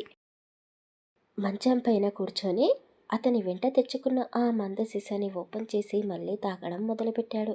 అది చూసిన నక్షత్రకి భయంగా అనిపించింది. వామ్మో! రాత్రి తాగిన మత్తులోనే కదా నన్ను అలా చేసింది. ఇప్పుడు కూడా తాగుతున్నాడు అంటే మళ్ళీ అలాగే చేస్తాడా? వద్దు, అలా జరగకూడదు అని కంగారు పడుతూనే తొందరగా ఆ చాక్లెట్ తినేసి అలాగే నేలపైన కాళ్ళు దగ్గరగా ముడుచుకొని నిద్ర రాకుండా కళ్ళు గట్టిగా మూసుకొని మరీ పడుకుంది. అదంతా చూస్తున్న శ్రీరామ్‌కి కాస్త బాధగానే అనిపించింది. ఎందుకు ఎంత మొండిగా ఉన్నావో? ఇక్కడే ఉండి ఈ ఇబ్బందులు పడే కంటే నువ్వు మీ ఇంటికి వెళ్ళిపోవచ్చు కదా! నేను కట్టిన తాళికి నువ్వు విలువనిస్తున్నావా? లేక నాకు శిక్ష వేయడానికి వచ్చావో నాకు అర్థం కావడం లేదు అని శ్రీరామ్ మనసులోనే అనుకుంటూ ఆ బాటిల్ ఖాళీ అయ్యే వరకు తాగేసి అలాగే మంచం పైనే పడుకున్నాడు. మరుసటి రోజు ఉదయాన్నే నిద్ర లేచిన నక్షత్రకి మంచంపై పడుకొని ఉన్న శ్రీరామ్ కనిపించాడు. హాయిగా చిన్న పిల్లాడిలా నిద్రపోతున్న అతన్ని చూసి నవ్వుకుంది. నువ్వు చాలా మంచివాడివి. నువ్వు నా జీవితంలోకి రావాలని నేను చాలా ఆశపడ్డాను. కానీ ఊహించని విధంగా నా మీద పంతంతో నన్ను నీ దాన్ని చేసుకున్నావు. ఇప్పుడు వదిలేస్తాను అంటే నేను నిన్ను వదులుకుంటానా? ఒక్కసారి నీ చెయ్యి విడిచినందుకే నా నీడలా ఉండే నువ్వు నాకు దూరమైపోయావు. ఇప్పుడు మాత్రం నువ్వు నన్ను ఎంత టార్చర్ పెట్టినా సరే నేను అస్సలు వదులుకోను అని అతని రూపాన్ని కళ్ళలో నింపుకొని బయటికి వెళ్ళింది. కొద్దిసేపటి తర్వాత శ్రీరామ్కి మెలకువ వచ్చింది. కళ్ళు తెరిచి చూస్తే గదిలో నక్షత్ర కనపడలేదు. బయటికి వచ్చి చూశాడు. ఆమె ఎక్కడా కనబడలేదు. "హ్మ్" అనుకున్నాను. వెళ్ళిపోయింది అనుకున్నాను. నాతో ఈ ఇంట్లో కాపురం చేయడానికి వచ్చింది అంటే నేను అస్సలు నమ్మలేదు. నా నమ్మకమే నిజం చేసి వెళ్ళిపోయింది. ఇక ఇంతటితో ఈ గొడవ మర్చిపోయి నా జీవితాన్ని నేను ముందుకు సాగించుకోవాలి అని అనుకుంటూ ఉండగానే బామ్మ ఇంట్లో నుండి నక్షత్ర బయటికి వచ్చింది. ఏంటమ్మా మీరు పెద్ద ఆఫీసర్ అమ్మ పదవిలో ఉన్నారు. నా చీర కట్టుకుంటే మీరు అస్సలు బాగోలేరు. ఇలాగే కొలువుకోపోతే అందరూ నవ్వుతారు అని ఆ ముసలి బామ్మ ఒకవైపు నుండి అరుస్తూనే చెబుతుంది. కానీ నక్షత్ర ఆమె మాటలు పట్టించుకోకుండా శ్రీరామ్ వైపు చూస్తూ, బామ్మ, నా దగ్గర కట్టుకోవడానికి బట్టలేమీ లేవు. కట్టుబట్టలతో వచ్చేశాను నా భర్త దగ్గరికి. నాకు ఏం కావాలన్నా చూసుకోవాల్సింది ఆయనే కదా అని గట్టిగా అతనికి వినబడేలా చెప్తూనే అతనికి దగ్గరగా వచ్చి అతని మాత్రమే వినబడేలా, పెళ్ళాంతో కాపురం చేయడం మాత్రమే కాదు, ఆమె బట్ట పుట్ట అన్నీ భర్తగా దగ్గరుండి చూసుకోవాల్సింది నువ్వే అని చెప్పింది. అతను నక్షత్రాన్ని చూస్తూ అలాగే నోరెళ్ళ పెట్టాడు. చూసింది చాలు. ఇక నేను వెళ్తున్నాను. 2 రోజులు లీవ్ పెట్టుకున్నాను. ఆ 2 రోజుల టైం అయిపోయింది. ఇక ఆఫీస్‌కి వెళ్ళాలి. వచ్చేసరికి వంట చేసి పెట్టు. అలాగే స్నానం చేసుకోవడానికి నాకు చాలా ఇబ్బందిగా ఉంది ఇక్కడ. వీలైతే బాత్రూమ్ కూడా కట్టించవు. నాకు తెలుసు ఒక్క రోజులో అయ్యే పని కాదు. కానీ నా ప్రాబ్లమ్‌ని కూడా కాస్త అర్థం చేసుకో అని చెప్పింది. అప్పుడే అక్కడికి గవర్నమెంట్ ఆఫీస్‌లో పనిచేసే క్లర్క్ రావడంతో అదిగో వచ్చేసాడు నన్ను తీసుకొని వెళ్ళడానికి. ఈ రోజంటే అతని బైక్ పైన వెళ్ళిపోతాను. కానీ అని ఇంకా ఏవేవో లిస్ట్ చెప్పబోతూ ఉండగానే శ్రీరామ్ ఒక్కసారిగా కనుబొమ్మలని ముడిచేశాడు. అమ్మో! ఈ రోజుకి చాల్లే, అన్నీ ఈరోజే చెప్తే పిల్లాడు భయపడిపోతాడు అని మనసులోనే అనుకుంటూ ఓకే బాయ్ బామ్మ వెళ్ళొస్తాను అని చెప్పి ఆ క్లర్క్ బైక్‌పై కూర్చొని వెళ్ళిపోయింది. ఆ ముసలి బామ్మ చేతిని ఊపుతూనే, ఒరేయ్ రాముడు! నీ పెళ్ళాం చాలా మంచిదిరా. మేడలో పుట్టి పెరిగినా కూడా మన వాడలో నీతో కలిసి ఈ చిన్న ఇంట్లో కాపురానికి వచ్చింది అంటే మామూలు విషయం కాదు. పాపం బట్టలు కూడా తెచ్చుకోలేదు. ఎంత చెప్తున్నా వినకుండా నా చీర కట్టుకొని వెళ్ళింది. నీకో సంగతి తెలుసా? ఆ పిల్లకి చీర కట్టుకోవడం కూడా రాదు. నేనే కట్టించాను అని నవ్వుతూ చెప్పింది. నీకు బాగానే పనులు పురమాయించినట్టుంది. వచ్చేసరికి అవన్నీ పూర్తి చేసి పెట్టు. లేదంటే రాత్రికి నిన్ను పక్కలోకి రానివ్వది అని ఆమె నవ్వుతూ చెప్పేసరికి శ్రీరామ్ కోపంగా ఆమె వైపు చూస్తూ, ఏంటి? నేనంటే భయం పోయిందా? నా ముందే నవ్వుతూ మాట్లాడుతున్నావు? చాలే, ఎందుకంత ఎగిరెగిరి పడుతున్నావు? ఎంతటి కొమ్ములు తిరిగిన మగవాడైనా సరే పెళ్ళాం ముందు తల వంచక తప్పదు. నీ ఇంట్లో వండుకొని తినడానికి ఏ గింజలు లేవు. ఆ పిల్ల తినకుండానే వెళ్ళింది. ముందు వెళ్ళి ఇంట్లోకి సరుకులు తీసుకొనిరా అని చెప్పింది. అయ్యో! ఏం జరుగుతుందో ఏమో! ఈరోజు అందరూ నాతో ఆడుకుంటున్నారు అంటూ శ్రీరామ్ ఇంట్లోకి వెళ్ళి డబ్బులన్నీ ఎక్కడెక్కడ దాచిపెట్టాడో ఆ డబ్బాలన్నీ తెరిచి చూశాడు. రాత్రి సరిగ్గా ఇంటిని గమనించలేదు. కానీ నక్షత్ర కాస్తయ ఇంటిని క్లీన్ చేసి పెట్టింది. పనికిరాని వస్తువులన్నీ తీసి బయటపడేసింది. బామ్మ చెప్పినట్టుగా నక్షత్ర చెప్పినట్టుగా శ్రీరామ్ ముందు ఇంట్లోకి సరుకులన్నీ తెచ్చిపెట్టాడు. నక్షత్ర అడిగింది అని వెనుక ముందు ఆలోచించకుండా అసలు డబ్బులని లెక్క చేయకుండానే వెంటనే కార్పెంటర్ని పిలిచి వుడ్తో ఆమెకి నచ్చిన విధంగా బాత్రూమ్ని రెడీ చేయించి పెట్టాడు. నక్షత్ర చెప్పిన పనులన్నీ టకాటకా అయిపోతున్నాయి. బామ్మ అయితే నోరెళ్ళబెట్టి ఒక అద్భుతాన్ని కళ్ళ ముందు జరుగుతుంది అన్నట్టుగా చూస్తూ ఉండిపోయింది. నక్షత్రకి 5 గంటలకి డ్యూటీ అయిపోతుంది. ఒకవేళ పని మీద పక్క ఊరికి వెళితే కాస్త ఆలస్యం అవుతుంది. ఆమె ప్రతి నడవడిక అతనికి తెలుసు. 10 నిమిషాల ముందే నక్షత్ర పనిచేసే ఆఫీస్ దగ్గరికి వెళ్ళాడు.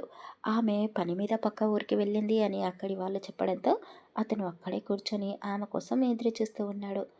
ఆఫీస్ కార్ హారన్ కొడుతూ అక్కడికి రావడంతో అతను వెంటనే అలర్ట్ అయ్యి పక్కనే ఉన్న టీ షాప్లోకి వెళ్ళి టీ తాగుతూ కూర్చున్నాడు. మేడం, మీ వారు 2 గంటల నుండి మీకోసం ఇక్కడే ఎదురు చూస్తూ కూర్చున్నాడు. అలసిపోయినట్టున్నాడు పాపం. ఇప్పుడే అక్కడికి వెళ్ళాడు. అదిగోండి అక్కడ కూర్చొని టీ తాగుతున్నాడు అని అక్కడే ఉన్న ఒక అతను చెప్పడంతో నక్షత్ర చాలా సంతోషపడిపోయింది. నక్షత్ర చేతిని పైకెత్తి నేను వచ్చాను అంటూ అటూ ఇటూ ఊపింది. శ్రీరామ్ ఆమె వైపే చూస్తున్నాడు. కానీ ఆమెను పట్టించుకోవడం లేదు. అతనికి ఫోన్ కూడా చేసింది. ఆమె నెంబర్ని చూసి కట్ చేస్తున్నాడు. ఓహో, అర్థమైంది. నా కోసమే వచ్చావు, కానీ పెట్టి చేస్తున్నావు. సరేలే, నీ కోపం కూడా నాకు నచ్చింది అంటూ అతని బైక్ దగ్గరికి వెళ్ళి నిలబడింది. 5 నిమిషాల తర్వాత అతను బైక్ దగ్గరికి వచ్చి కాస్త పక్కకు జరిగితే నేను వెళ్ళిపోతాను అని చెప్పాడు. ఓ, మీరా? మీ బైక్ని ఇక్కడ చూసి నా కోసం మీరు వచ్చారేమో అనుకున్నాను. అందుకే మీకు ఫోన్ కూడా చేశాను అని కనురెప్పలను మూస్తూ తెరుస్తూ చిన్నపిల్లల ముఖం పెట్టి అన్నది. కాదు, నీకోసమేమీ రాలేదు. ఇక్కడ పని ఉండి వచ్చాను అని అతను చెప్పాడు. అవునా, సరే కానీ చీకటి పడుతుంది. నేను కూడా ఇంటికే వస్తున్నాను కదా. ఎలాగో మీ పక్క సీటు ఖాళీగానే ఉంది. నాకు కొంచెం చోటిస్తే నేను ఇంటి దాకే వస్తాను. నడిచే ఓపిక అస్సలు లేదు అని బ్రతిమాలుతున్నట్టుగా అన్నది. అతను ఏమీ మాట్లాడకుండా బైక్ స్టార్ట్ చేసి రేస్ ఇస్తున్నాడు. కానీ బండి ముందుకు వెళ్ళడం లేదు. అతనే పిలవాలి అని ఆమెనే వచ్చి కూర్చోవాలి అని అతను, ఇద్దరూ అలా మొండిగా కొద్దిసేపు అలాగే ఉండిపోయారు. ఇక ఓపిక నశించిన శ్రీరామ్ ఒక్కసారిగా కోపంగా ఆమె వైపు చూడగానే వామ్మో, అర్థమైపోయింది అంటూ టక్కున అతని బైక్ ఎక్కి కూర్చుంది. ఇంటికి ఆఫీస్కి పెద్దగా దూరమేమీ ఉండదు. కాకపోతే ఆఫీస్ ఊరి మధ్యలో ఉంటుంది. శ్రీరామ్ ఇల్లు ఊరికి చివరగా ఉంటుంది. ఆ మాత్రం దూరానికే ఎక్కడ పడిపోతానో అన్నట్టుగా అతన్ని గట్టిగా పట్టుకొని కూర్చుంది. ఎన్నోసార్లు శ్రీరామ్ నక్షత్రాన్ని అతని బైక్పై తిప్పాడు. కానీ ఎప్పుడు ఆమె అతనితో అంత చనువుగా లేదు. ఇంటికి చేరుకున్న నక్షత్రకి శ్రీరామ్ చేసిన పనిని చూసి షాక్ అయింది. థ్యాంక్స్, చాలా చాలా థ్యాంక్స్. 2 రోజుల నుండి నేను ఎంత ఇబ్బంది పడుతున్నానో అంటూ వాష్రూమ్లోకి వెళ్ళి ఫ్రెష్ అయి వచ్చింది. ఇంట్లోకి వెళ్ళి చేస్తే 10 మందికి ఒక నెల మొత్తం సరిపడా సరుకులు తెచ్చిపెట్టాడు. నక్షత్ర దీనంగా ముఖం పెట్టి అతని వైపు చూసింది. ఏమైంది? నువ్వు చెప్పినట్టుగానే అన్నీ చేశాను కదా అని అన్నాడు. ఏం చేశావు? నీకు తెలుసు కదా నాకు వంట రాదని. వంట చేసి పెట్టమన్నాను, కానీ నువ్వు చేయలేదు. సారీ, మీరు చేయలేదు.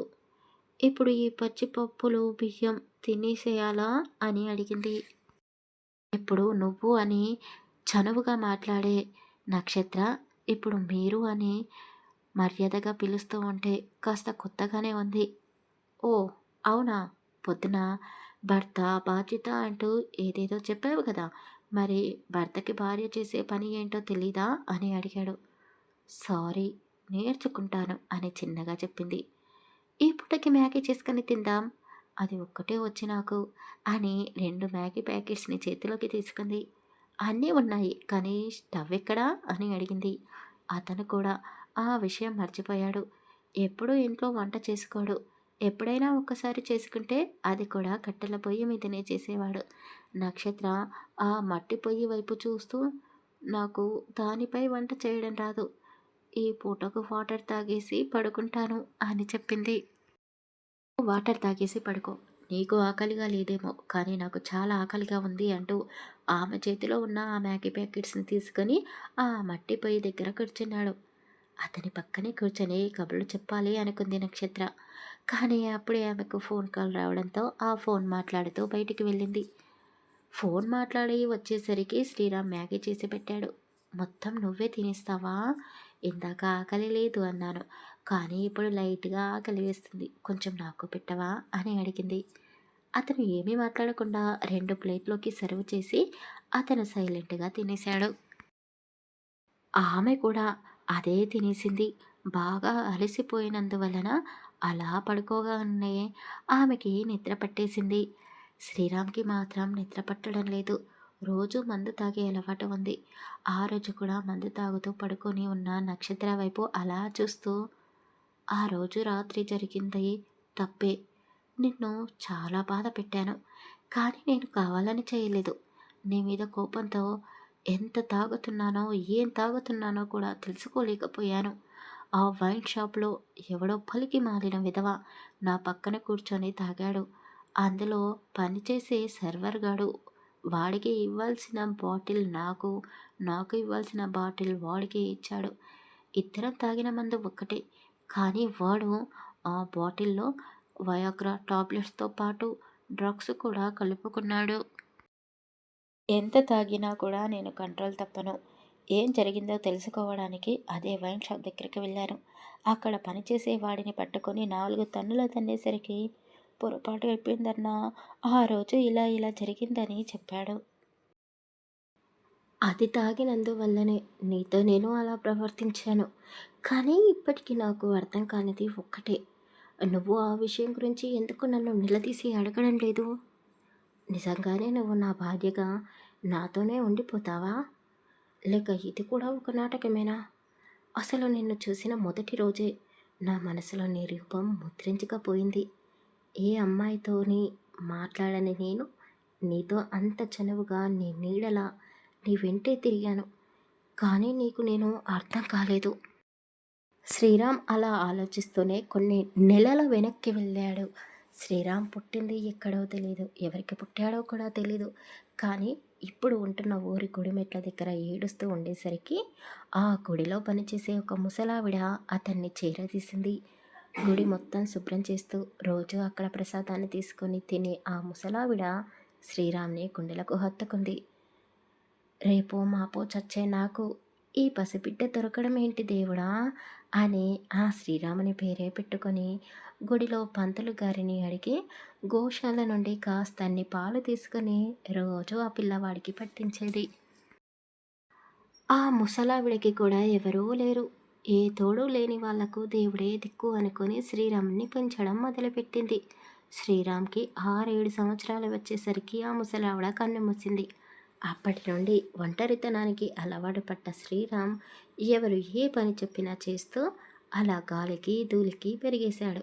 చిన్నప్పటి నుండి మోటు కష్టం చేశాడు కాబట్టి కండలు తిరిగిన శరీరాన్ని సంపాదించుకున్నాడు. శ్రీరామ్ మనసు చాలా మంచిది, మెతక మనిషి. కానీ చూడడానికి గంభీరంగా ఒక రౌడీలా కనబడతాడు. అతనితో ఎవరూ సరిగ్గా మాట్లాడరు. ఎవరైనా అతన్ని పేరు పెట్టి పిలిస్తే వాళ్ళకి ఏదో పని పడింది అని శ్రీరామ్‌కి తెలిసిపోతుంది. వాళ్ళు ఏ పని చెప్పినా అతను కాదనకుండా చేయడం, వాళ్ళ దగ్గర నుండి డబ్బులు తీసుకోవడం. ఆకలేస్తే కాస్త తినేసి రోజు పడుకునే సమయంలో కొంచెం మందు తాగేసి అలా కాలాన్ని నెట్టేసుకుంటూ వస్తున్నాడు. శ్రీరామ్‌ని పెంచి పెద్ద చేసిన ఆ ముసలావిడ చనిపోయిన రోజు ఊరి జనాలెవ్వరూ అతనికి సాయం చేయలేదు. అప్పుడు అతను చిన్న పిల్లవాడు. కానీ నక్షత్ర వాళ్ళ నానమ్మ, బాబాయిలు శ్రీరామ్‌కి సహాయం చేశారు. అదే అతను ఎప్పటికీ మర్చిపోలేడు.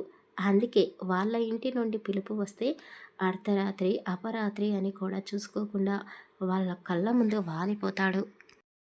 ఆ ఇల్లు ఒక దేవాలయం. ఆ ఇంట్లో ఉండేవాళ్ళు అతనికి దేవుళ్ళతో సమానం. కానీ నక్షత్ర వాళ్ళ నానమ్మ కుటుంబం పైకి కనబడే అంత గొప్ప కుటుంబం ఏమీ కాదు. పచ్చ కామెల్లో ఉన్నవాడికి లోకమంతా పచ్చగానే కనబడుతుంది అన్నట్టు శ్రీరామ్ కళ్ళకి మాత్రమే వాళ్ళు మంచి వాళ్ళలాగా కనబడతారు. ఆ ఊర్లో ప్రతి ఒక్కరికి తెలుసు వాళ్ళు ఎలాంటి వాళ్ళో.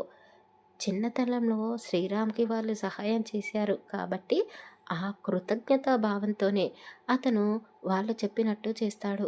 ఎవరిని ఎలా కొట్టాలి అన్నా, వాళ్ళ కాళ్ళు చేతులు విరిచేయాలి అన్నా, ఆఖరికి బెదిరించి వదిలిపెట్టాలి అన్నా వాళ్ళకు ముందుగా గుర్తుకు వచ్చేది శ్రీరామ్ మాత్రమే.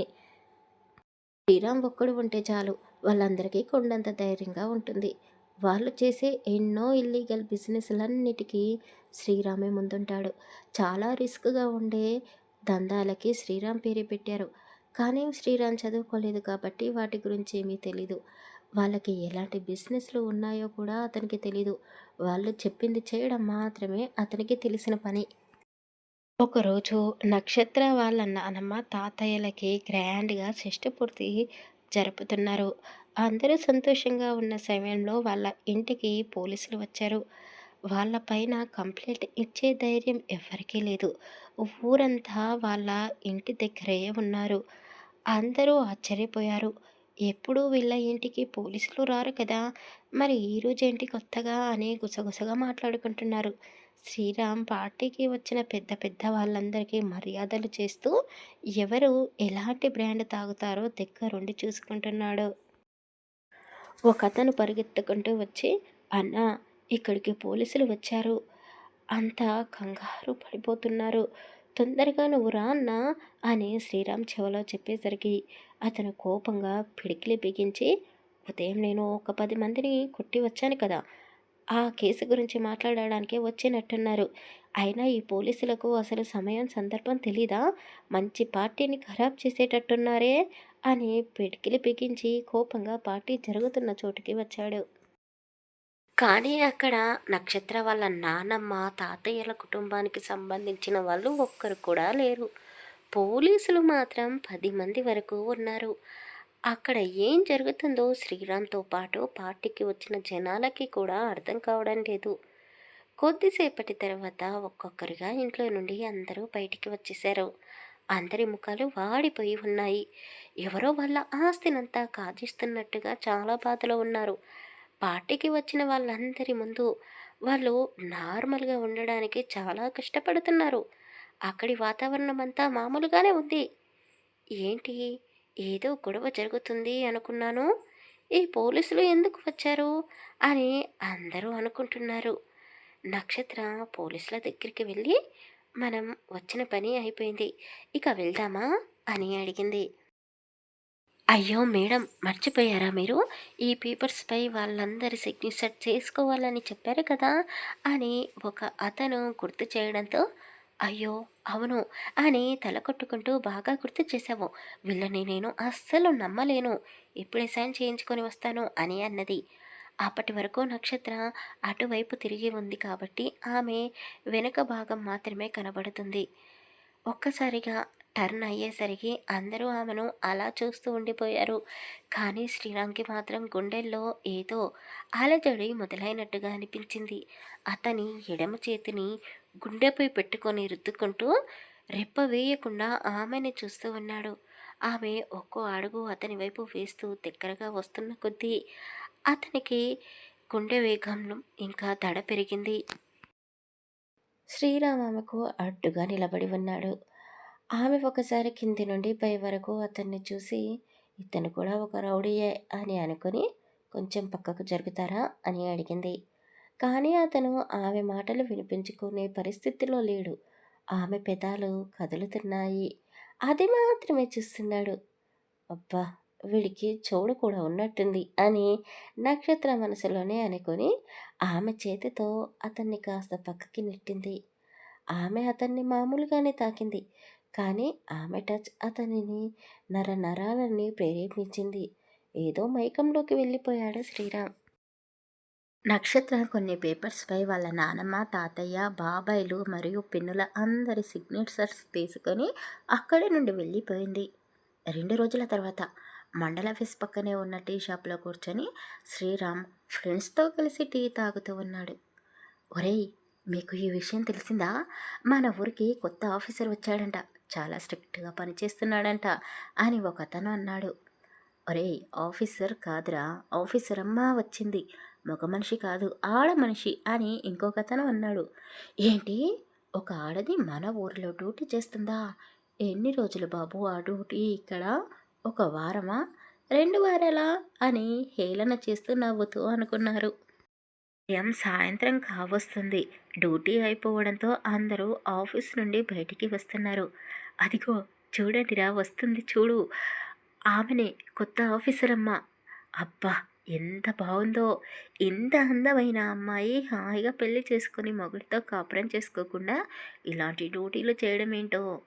అయినా సిటీలో పుట్టి పెరిగిన అమ్మాయి మోడర్న్‌గా రెడీ అవ్వకుండా ఇలా డ్రెస్సులు, చీరల్లో దర్శనమిస్తుందేంటి?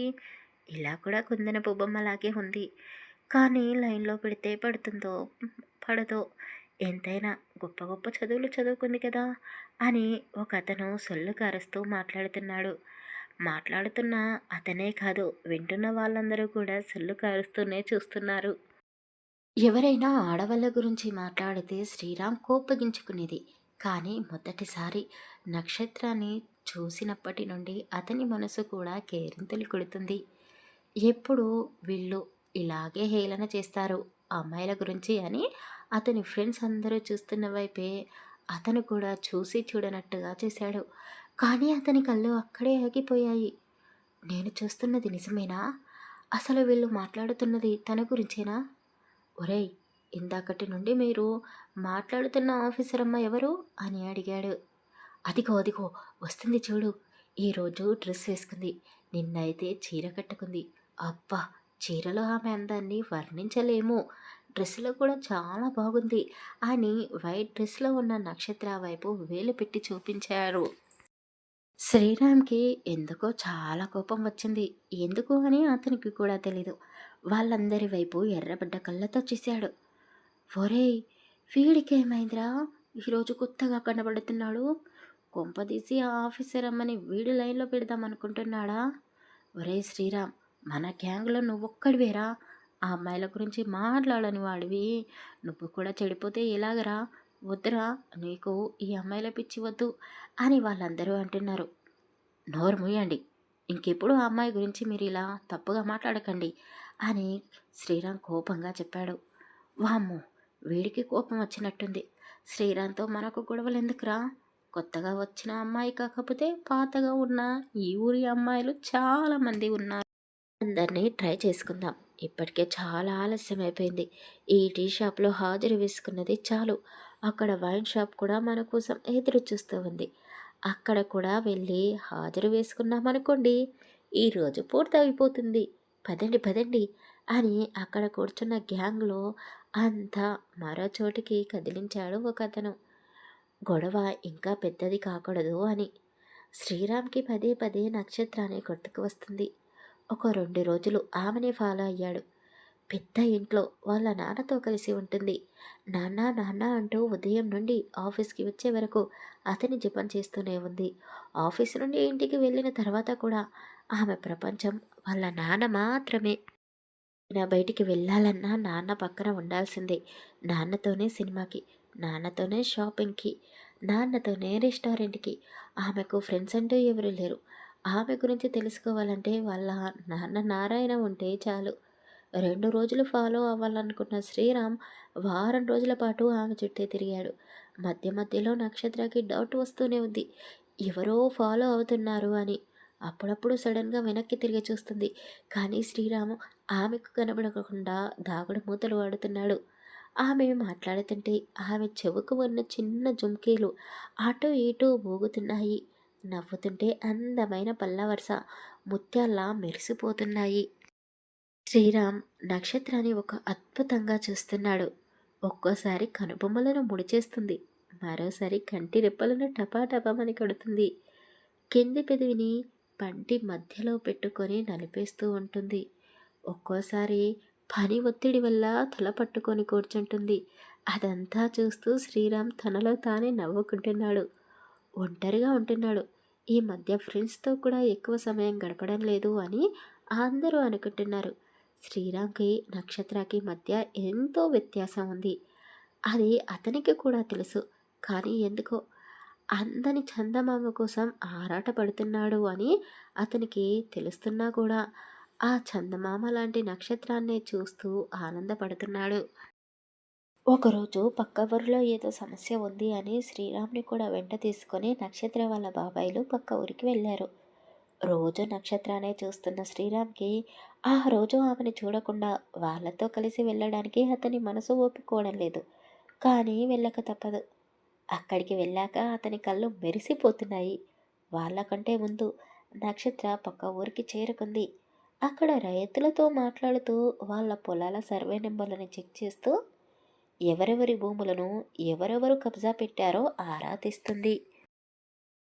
100 మంది చుట్టూ ఉన్నా కూడా నక్షత్ర మాట తడబడకుండా అందరికీ సమాధానాలు ఇస్తుంది. కంటి చూపుతోనే వాళ్ళ బాబాయిలకు చెమటలు పట్టిస్తుంది. ఆమెకు బాగా తెలుసు వాళ్ళ బాబాయిలు ఎంతటి మూర్ఖులో, డబ్బు కోసం ఎలాంటి పాపానికైనా దిగజారుతారు అని. చుట్టుపక్కల ఊళ్ళ రైతుల పొలాలన్నీ వాళ్ళే కబ్జా చేశారు. తీగంతా లాగుతుంది. కానీ వాళ్ళ పేరు ఎక్కడా బయటపడడం లేదు. ఏ కేసు పట్టుకున్నా శ్రీరామ్ అని పేరు మాత్రమే వినపడుతుంది. అసలు ఎవడు వీడు అని ఆమె తన కింద పనిచేసే వాళ్ళని అడిగింది. అదిగో కనబడుతున్నాడే, అతని పేరే శ్రీరామ్. వాళ్ళకి కుడి భుజం ఎడమ భుజం అతనొక్కడే అని వాళ్ళు చెప్పారు. అప్పుడే నక్షత్ర శ్రీరామ్ని గమనించి చూసింది. నక్షత్ర పదే పదే అతని వైపే చూస్తుంది అని గమనించిన శ్రీరామ్ సినిమా రేంజ్లో బిల్డప్ ఇస్తున్నాడు. కాలర్ ఎగరేస్తున్నాడు. చేతిలో ఉన్న కర్చీఫ్ని స్టైల్గా గాలికి ఎగరేస్తున్నాడు. భాష రేంజ్లో సిగరెట్ తాగుతున్నాడు. అసలే రౌడీలా కనబడే శ్రీరామ్ ఆ వింత వింత చేష్టలు చేస్తూ హీరోయిజం చూపించబోయి నక్షత్ర కళ్ళకి 100% రౌడీలా కనబడుతున్నాడు.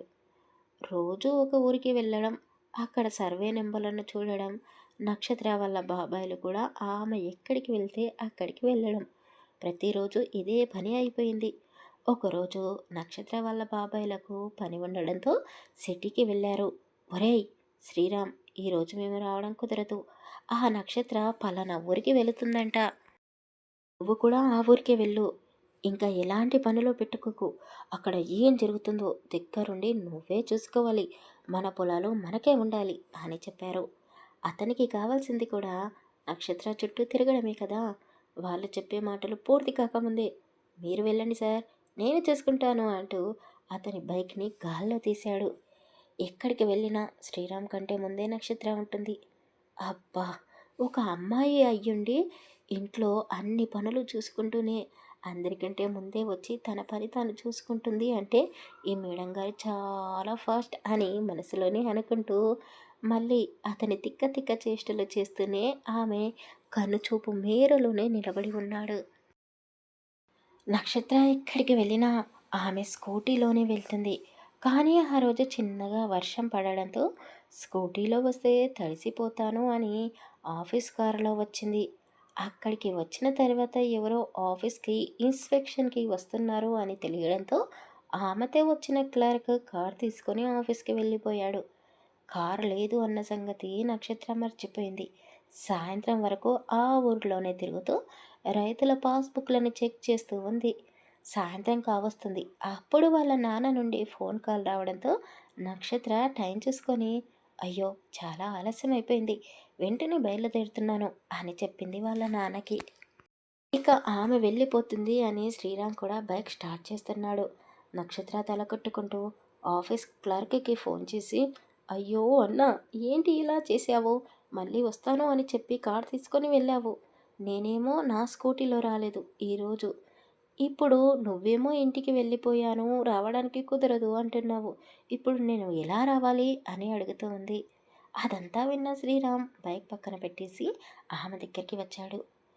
ఈ రౌడీ ఏంటి నా దగ్గరికి వస్తున్నాడు అని నక్షత్ర మనసులోనే అనుకుంటూ ఫోన్ కాల్ కట్ చేసి ఏంటి అని కాస్త కోపంగా అడిగింది. మేడం, మీరేదో ఇబ్బందిలో ఉన్నట్టున్నారు.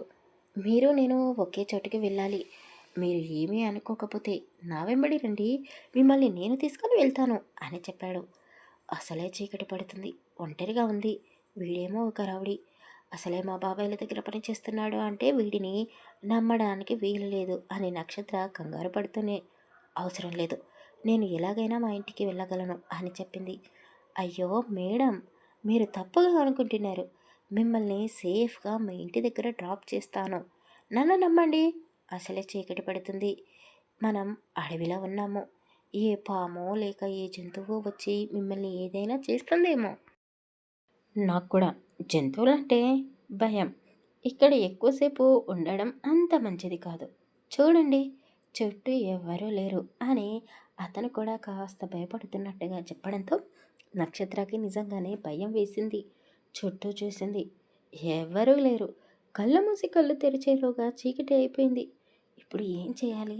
జంతువులకి చిక్కి నా శరీరాన్ని మాంసంలా వాటికి ఆహారం వేసే కంటే వీడితో ఇంటికి వెళ్ళడం మంచిదే కదా. అయినా ఏంటి, నువ్వు ఎంతో ధైర్యంగా ఉంటావు కదా. ఒసే నక్షత్రం, మర్చిపోయావా? నీకు కరాట కూడా వచ్చు. వీడు ఏదైనా తిక్క తిక్క పనులు చేస్తే కాళ్ళు చేతులు విరిచేసేయి అని తనలో తానే మాట్లాడుకొని కాస్త ధైర్యం తెచ్చుకొని, సరే పద అని చెప్పింది. ఆమె అంత తొందరగా ఒప్పేసుకుంటుంది అని శ్రీరామ్ అస్సలు ఊహించలేదు. అసలు ఎప్పుడూ కలగనని ఒక కళ అతని కళ్ళ ముందే జరుగుతూ ఉంది. ఇదంతా నిజమేనా అని ఒక్కసారి తనని తానే గిల్లుచుకున్నాడు. ఇంకేమీ మాట్లాడకుండా ఆమె మనసు ఎక్కడ మారిపోతుందో అని వెంటనే బైక్ స్టార్ట్ చేశాడు. మొదటిసారి అతని బైక్ పైన ఒక అమ్మాయిని కూర్చోబెట్టుకోవడం, అది కూడా అతని మనసుకు నచ్చిన అమ్మాయి. ఆ రోడ్డు మట్టి రోడ్డు అవ్వడంతో కాస్త గుంతలు ఉన్నాయి. అతను సడన్గా బ్రేకులు వేస్తూ ఉంటే, కాస్త చూసి నడపచ్చు కదా అని 2-3 సార్లు కసిరిస్తూనే అన్నది. కానీ ఆ చీకట్లో ఆ మట్టి రోడ్డులో బైక్ నడపడం అంటే మామూలు విషయమేమీ కాదు. ఉదయం కారులో వచ్చేటప్పుడు కూడా ఆ మట్టి రోడ్డును చూసి ముందు అర్జెంటుగా ఈ రోడ్డు బాగు చేయించాలి అన్న మాటలు గుర్తుకు వచ్చాయి నక్షత్రకి. గట్టిగా పట్టుకోకపోతే కింద పడిపోయి కాళ్ళు చేతులు విరగొట్టుకోవాలి అని ఒక చేతిని అతని నడుము చుట్టూ, మరో చేతిని అతని భుజంపై వేసి అతన్ని గట్టిగా పట్టుకొని కూర్చుంది. ఒక్కసారి పార్టీలో నక్షత్ర యాదృచ్ఛికంగా అతన్ని తాకడం వల్ల అతని మనసు చలించిపోయింది. ఇప్పుడు అతన్ని అలా చుట్టేయడంతో అసలు అతనికి ఊపిరి తీసుకోవడం భారంగా అయిపోయింది. గొంతు తడియారిపోయింది. ఆ బైక్ ఎలా నడుపుతున్నాడో కూడా అతనికి అర్థం కావడం లేదు. నక్షత్ర ఒక్క క్షణం కూడా సైలెంట్గా ఉండడం లేదు. మాట్లాడుతూనే ఉంది. అతని శరీరం మాత్రమే ఆమెతో ప్రయాణం చేస్తుంది. అతని మనసు మరో ప్రపంచంలో తేలియాడుతుంది. బైక్పై 40 నిమిషాలు ప్రయాణం చేసిన తర్వాత ఊరికి చేరుకున్నారు. రోజు ఎంత తాగినా కూడా తోలుతూ వాళ్ళ ఇంటికే తిన్నగా వెళ్ళే శ్రీరామ్ ఈరోజు కూడా బైక్ని వాళ్ళ ఇంటి వైపుకు మలిపాడు. ఏయ్, ఎక్కడికి తీసుకెళ్తున్నావు? మా ఇల్లు ఇటువైపు అని నక్షత్ర దారి చూపించడంతో అప్పుడు తేలుకున్న ఆమెను వాళ్ళ ఇంటి దగ్గరికి తీసుకొని వెళ్ళాడు. అప్పటికే నక్షత్ర వాళ్ళ నాన్న నారాయణ ఆమె కోసం ఎదురు చూస్తూ బయట అటు ఇటు తిరుగుతూ ఉన్నాడు. నక్షత్రాన్ని చూడగానే చిరునవ్వు నవ్వుతూ, ఏంటమ్మా నక్షత్ర, ఇంత ఆలస్యమైపోయింది. నీ గురించి కంగారు పడుతూ ఒక జీవి ఎదురు చూస్తూ ఉంటుందన్న సంగతి నీకు అసలు గుర్తుకు ఉందా లేదా అని అడిగాడు. అయ్యో నాన్న అని ఆమె అతన్ని చుట్టేసింది. వాళ్ళిద్దరి మధ్య ఉన్న ప్రేమను చూసి శ్రీరామ్కి కళ్ళు నిండిపోయాయి. నాన్న, తన పేరు శ్రీరామ్. మీతో నేను ఒకరోజు చెప్పాను చూడు, అతనే ఇతను. ఈరోజు ఇతను లేకపోతే నేను ఆ ఊరి అడవుల్లోనే చిక్కుకుపోయేదాన్ని అని చెప్పింది. ఓ, శ్రీరామ్ అంటే నువ్వేనా? నీ గురించి విన్నాను బాబు. మా అమ్మాయిని సేఫ్గా ఇంటికి తీసుకొని వచ్చినందుకు చాలా థ్యాంక్స్ అని చెప్పాడు.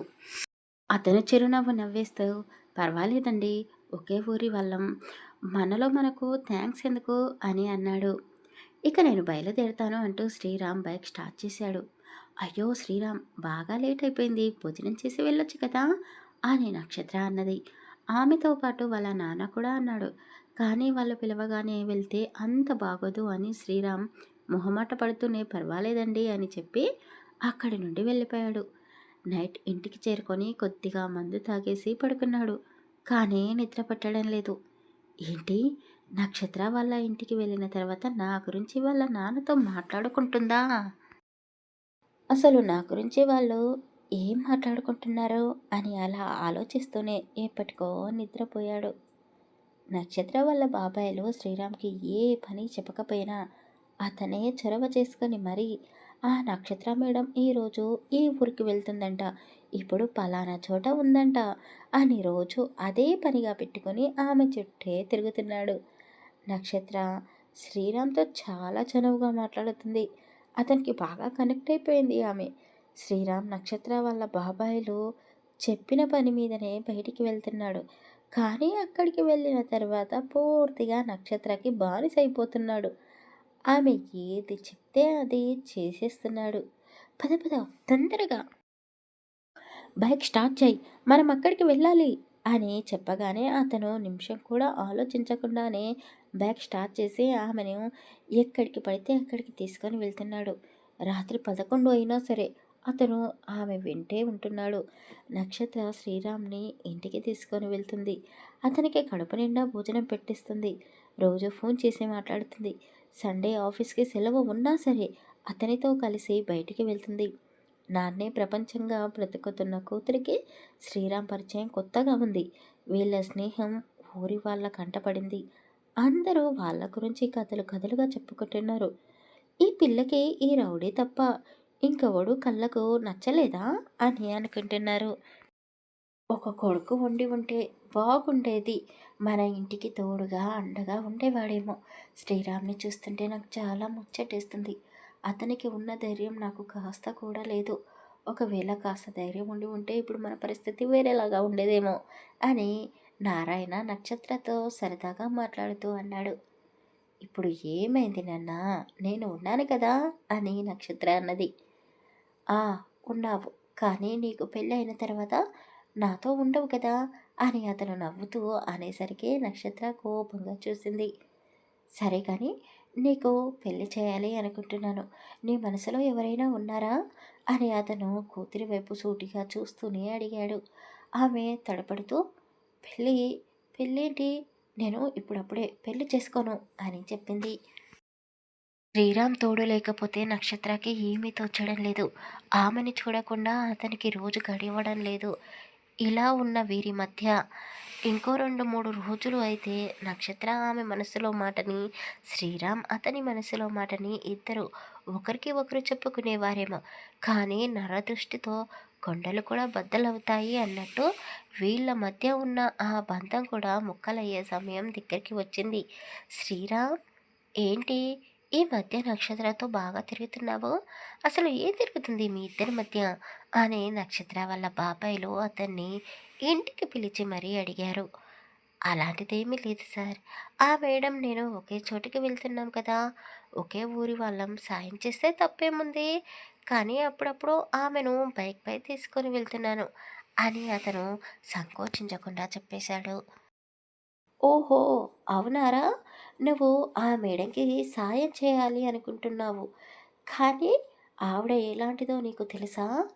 ఆ తండ్రి కూతుళ్ళు ఎవరో తెలుసా అని వాళ్ళు అడిగేసరికి శ్రీరామ్ అర్థం కానట్టుగా చేశాడు. ఊర్లో ఉండే జనాలందరికీ తెలుసు నక్షత్రకి ఆ ఇంటికి ఉన్న సంబంధం ఏమిటో. కానీ అతనికి మాత్రమే తెలీదు, తెలుసుకోవాలని కూడా అనుకోలేదు. వాళ్ళిద్దరూ ఆ తండ్రి కూతుర్రు ఈ ఊరికి ఎందుకు వచ్చారో తెలుసా? మా ఆస్తిని కాజేయడానికి వచ్చారు. ఆ నారాయణ మా నాన్నకి మొదటి భార్య కొడుకు అని వాళ్ళు చెప్పగానే శ్రీరామ్ హఠాత్సుడైపోయాడు. అంటే నక్షత్ర మేడం మీకు కూతురు వరుస అని తడబడుతూ అడిగాడు. వరుసలు ఎందుకు కలుపుతున్నావులే? నక్షత్ర వాళ్ళ నానమ్మ, అదే ఆవిడ గారు మా నాన్నకి మొదటి భార్య. ఎలాంటిదో తెలుసా? పెళ్లి చేసుకున్నది మా నాన్ననే, కానీ కాపురం చేసింది ఊరందరితో. అసలు ఆ నారాయణ మా నాన్నకే పుట్టాడు అంటే కూడా మేము నమ్మడం లేదు. ఆవిడ చేసిన తప్పు అందరికీ తెలియడంతో పురుగుల మందు తాగి చచ్చింది. ఆ తర్వాత మా నాన్న అమాయకురాలైన మా అమ్మని పెళ్లి చేసుకున్నాడు. మా అమ్మ ఆ నారాయణని మాకంటే ఎక్కువగా తల్లి ప్రేమను పంచి పెంచింది. కానీ సవతి కొడుకు సవితి కొడుకే కదా, సొంత కొడుకు కాలేడు కదా. అతనికి వయసు వచ్చే వరకు అమ్మ చెప్పినట్టుగానే ఉన్నాడు. కానీ నక్షత్ర వల్ల అమ్మని పెళ్లి చేసుకున్న తర్వాతే అతని నిజ స్వరూపం బయటపడింది. అతను కూడా వాళ్ళ అమ్మలాగా కామాంధుడే. ఆఖరికి మా భార్యలని, ఇంట్లో ఉండే పని వాళ్ళని కూడా కామంతోనే చూసేవాడు. ఆస్తి మొత్తం అతని పేరు మీదికి మార్చుకున్నాడు. నువ్వు చేస్తున్నది తప్పు అని ఎంతగానో చెప్పి చూశాము. కానీ అతను మమ్మల్ని లెక్క చేయకుండా మా అడ్డు తొలగించుకోవడానికే ప్రయత్నించాడు. ఆ దేవుడి దయ వల్ల మేమందరము బ్రతికి బయటపడ్డాము. మేము అతని చేతిలో చావకుండా తప్పించుకున్నాము. అతను చేసిన తప్పు అందరికీ తెలిసిపోయింది అని భయపడిపోయి భార్యను తీసుకొని ఊరి నుండి పారిపోయాడు. అతను వెళ్ళేటప్పుడు నక్షత్ర వాళ్ళ అమ్మ కడుపులో ఉంది అని వాళ్ళు చెప్పడంతో శ్రీరామ్ అదే నిజమని నమ్మేశాడు. ఇప్పుడు వాళ్ళు ఈ ఊరికి ఎందుకు వచ్చారో తెలుసా? ఆ తండ్రి కూతురు సిటీలో పుట్టి పెరిగింది. పెద్ద పెద్ద చదువులు చదువుకుంది. బాగా తెలివైన పిల్ల. తన తెలివికి నేను కూడా మెచ్చుకోకుండా ఉండలేకపోతున్నాను. వాళ్ళ నాన్న మమ్మల్ని మోసం చేసి ఆస్తి మొత్తం కాజేశాడు. కానీ మేము తెలివితేటలతో మళ్ళీ ఆస్తినంతా పోగు చేసుకున్నాము. ఇప్పుడు ఇక్కడ భూములకు బాగా రేట్లు పలుకుతున్నాయి కదా! అందుకే వాటన్నిటిని కాజేయడానికి వచ్చింది. రోజూ ఒక ఊరు తిరుగుతూ ఆ అమాయక ప్రజల భూములను కూడా కబ్జా చేయడానికి పెద్ద పన్నాగమే పండింది. నక్షత్ర నీతో ప్రేమగా 4 మాటలు మాట్లాడేసరికి హ! నువ్వు కూడా కరిగిపోయావు చూడు. నువ్వు అమాయకుడివి. నిన్ను అడ్డుపెట్టుకొని ఇప్పటికే చుట్టుపక్కల కొన్ని పొలాలని కబ్జా చేసుకుంది. ఆ రోజు మా అమ్మా నాన్నల షష్ఠి పూర్తి రోజు కూడా నక్షత్ర ఇక్కడికి వచ్చింది. మా మీద లేనిపోని కేసులు పెట్టి మమ్మల్ని బెదిరించింది. పరువు పోతే ప్రాణం పోయినట్టే కదా! అందుకే పరువు కోసం నక్షత్ర చెప్పినట్టు మేము సంపాదించుకున్న ఆస్తిని ఆమె పేరు మీదకి మార్చాము. ఆ రోజు మేము సైన్ చేసి ఇచ్చిన పేపర్స్ పొలం తాలూకావే అని చెప్పారు. నక్షత్ర చేసింది అంటే శ్రీరామ్‌కి నమ్మబుద్ధి కావడం లేదు. ఆమె పరిచయం అయ్యి 4, 5 నెలలు అవుతుంది. కానీ ఆమె మనసు ఎలాంటిదో దగ్గరుండి చూశాడు కదా అతను. డైరెక్ట్‌గా నక్షత్రతో మాట్లాడాలి అనుకున్నాడు. మరుసటి రోజు ఆమెను కలవడానికి ఆఫీస్‌కి వెళ్ళాడు. కానీ ఆమె లీవ్‌లో ఉంది అని చెప్పారు. ఇంటికి వెళ్లి చూశాడు. సిటీకి వెళ్ళింది బాబూ అని నారాయణ గారు చెప్పారు. 2 రోజుల తర్వాత నక్షత్ర ఊరికి వచ్చింది. ఈ 2 రోజులు నక్షత్ర వాళ్ళ బాబాయిలు శ్రీరామ్‌ని బాగా బ్రెయిన్ వాష్ చేసేశారు. సిటీకి వెళ్ళింది. ఏదో పెద్ద ప్లానే చేస్తుంది. ఇష్టి నుండి ఏ గండం వస్తుందో అని మాకు భయంగా ఉంది శ్రీరామ్ అని వాళ్ళు దొంగ ఏడుపు ఏడవడం మొదలుపెట్టారు. నక్షత్ర వచ్చింది అని తెలుసుకొని శ్రీరామ్ ముందుగా ఆమె దగ్గరికి వెళ్ళాలి అనుకున్నాడు. కానీ ఊహించని విధంగా శ్రీరామ్ ఉన్న చోటికి పోలీసులు వచ్చారు. నక్షత్ర అన్ని సాక్ష్యాలతో సహా వాళ్ళ బాబాయిలను అరెస్ట్ చేయించింది. అది శ్రీరామ్‌కి నచ్చలేదు. "ఎందుకు నక్షత్ర ఇలా చేస్తున్నావు? మా సార్ వాళ్ళు చెప్పినట్టుగానే నువ్వు నన్ను వాళ్ళ ఇన్ఫర్మేషన్ లాగడానికే నాతో స్నేహంగా ఉన్నావా?" అని ప్రశ్నించాడు. శ్రీరామ్, "నీకు చెప్తే అర్థం కాదు. అసలు నేను ఇక్కడికి వచ్చిందే వాళ్ళ మీద పగ సాధించడానికి. కానీ నువ్వు అనుకున్నట్టుగా కాదు. నీతో నేను తర్వాత మాట్లాడతాను" అని ఆమె ఎంత చెప్తున్నా శ్రీరామ్‌కి అర్థం కావడం లేదు. చిన్నప్పుడు అతన్ని చేరదీసిన వాళ్ళు ఇప్పుడు కటకటాల మధ్య ఉండడంతో అతనికి పట్టరాని కోపం వచ్చింది. ఇల్లీగల్ వ్యాపారాలన్నీ శ్రీరామ్ పేరు మీదనే ఉన్నాయి. ఎవరు ఈ శ్రీరామ్? అన్నీ శ్రీరామ్ పేరు మీదనే ఉన్నాయి అని పోలీసులు అడగడంతో నేనే అంటూ వాళ్ళ ముందుకు వచ్చి నిలబడ్డాడు. ఇన్స్‌పెక్టర్, శ్రీరామ్‌కి ఈ కేసులకి ఎలాంటి సంబంధం లేదు. వీళ్ళు ఇతని పేరు వాడుకున్నారు అని నక్షత్ర చెప్పడంతో వాళ్ళు శ్రీరామ్ వైపు చూశారు. లేదు లేదు, నేనే వాళ్ళని వాడుకున్నాను. ఊరందరితో పాటు ఈ నక్షత్రాన్ని కూడా మోసం చేశాను. ఒక పూరి గుడిసెలో ఉంటూ ఒక సామ్రాజ్యాన్ని స్థాపించుకున్నాను. వీళ్ళకి వీళ్ళ మీద పెట్టిన కేసులకి ఎలాంటి సంబంధం లేదు. మీరు చెప్తున్నట్టుగా అన్ని వ్యాపారాలు నేనే చేస్తున్నాను అని శ్రీరామ్ వెనక ముందు ఆలోచించకుండా అసలు అవి ఎలాంటి కేసులో తెలుసుకోకుండానే నేరమంతా అతని నెత్తి మీద వేసుకున్నాడు. అయ్యో శ్రీరామ్, నీకు చెప్తే అర్థం కావడం లేదా? వీళ్ళు విషాన్ని కక్కే పాములు.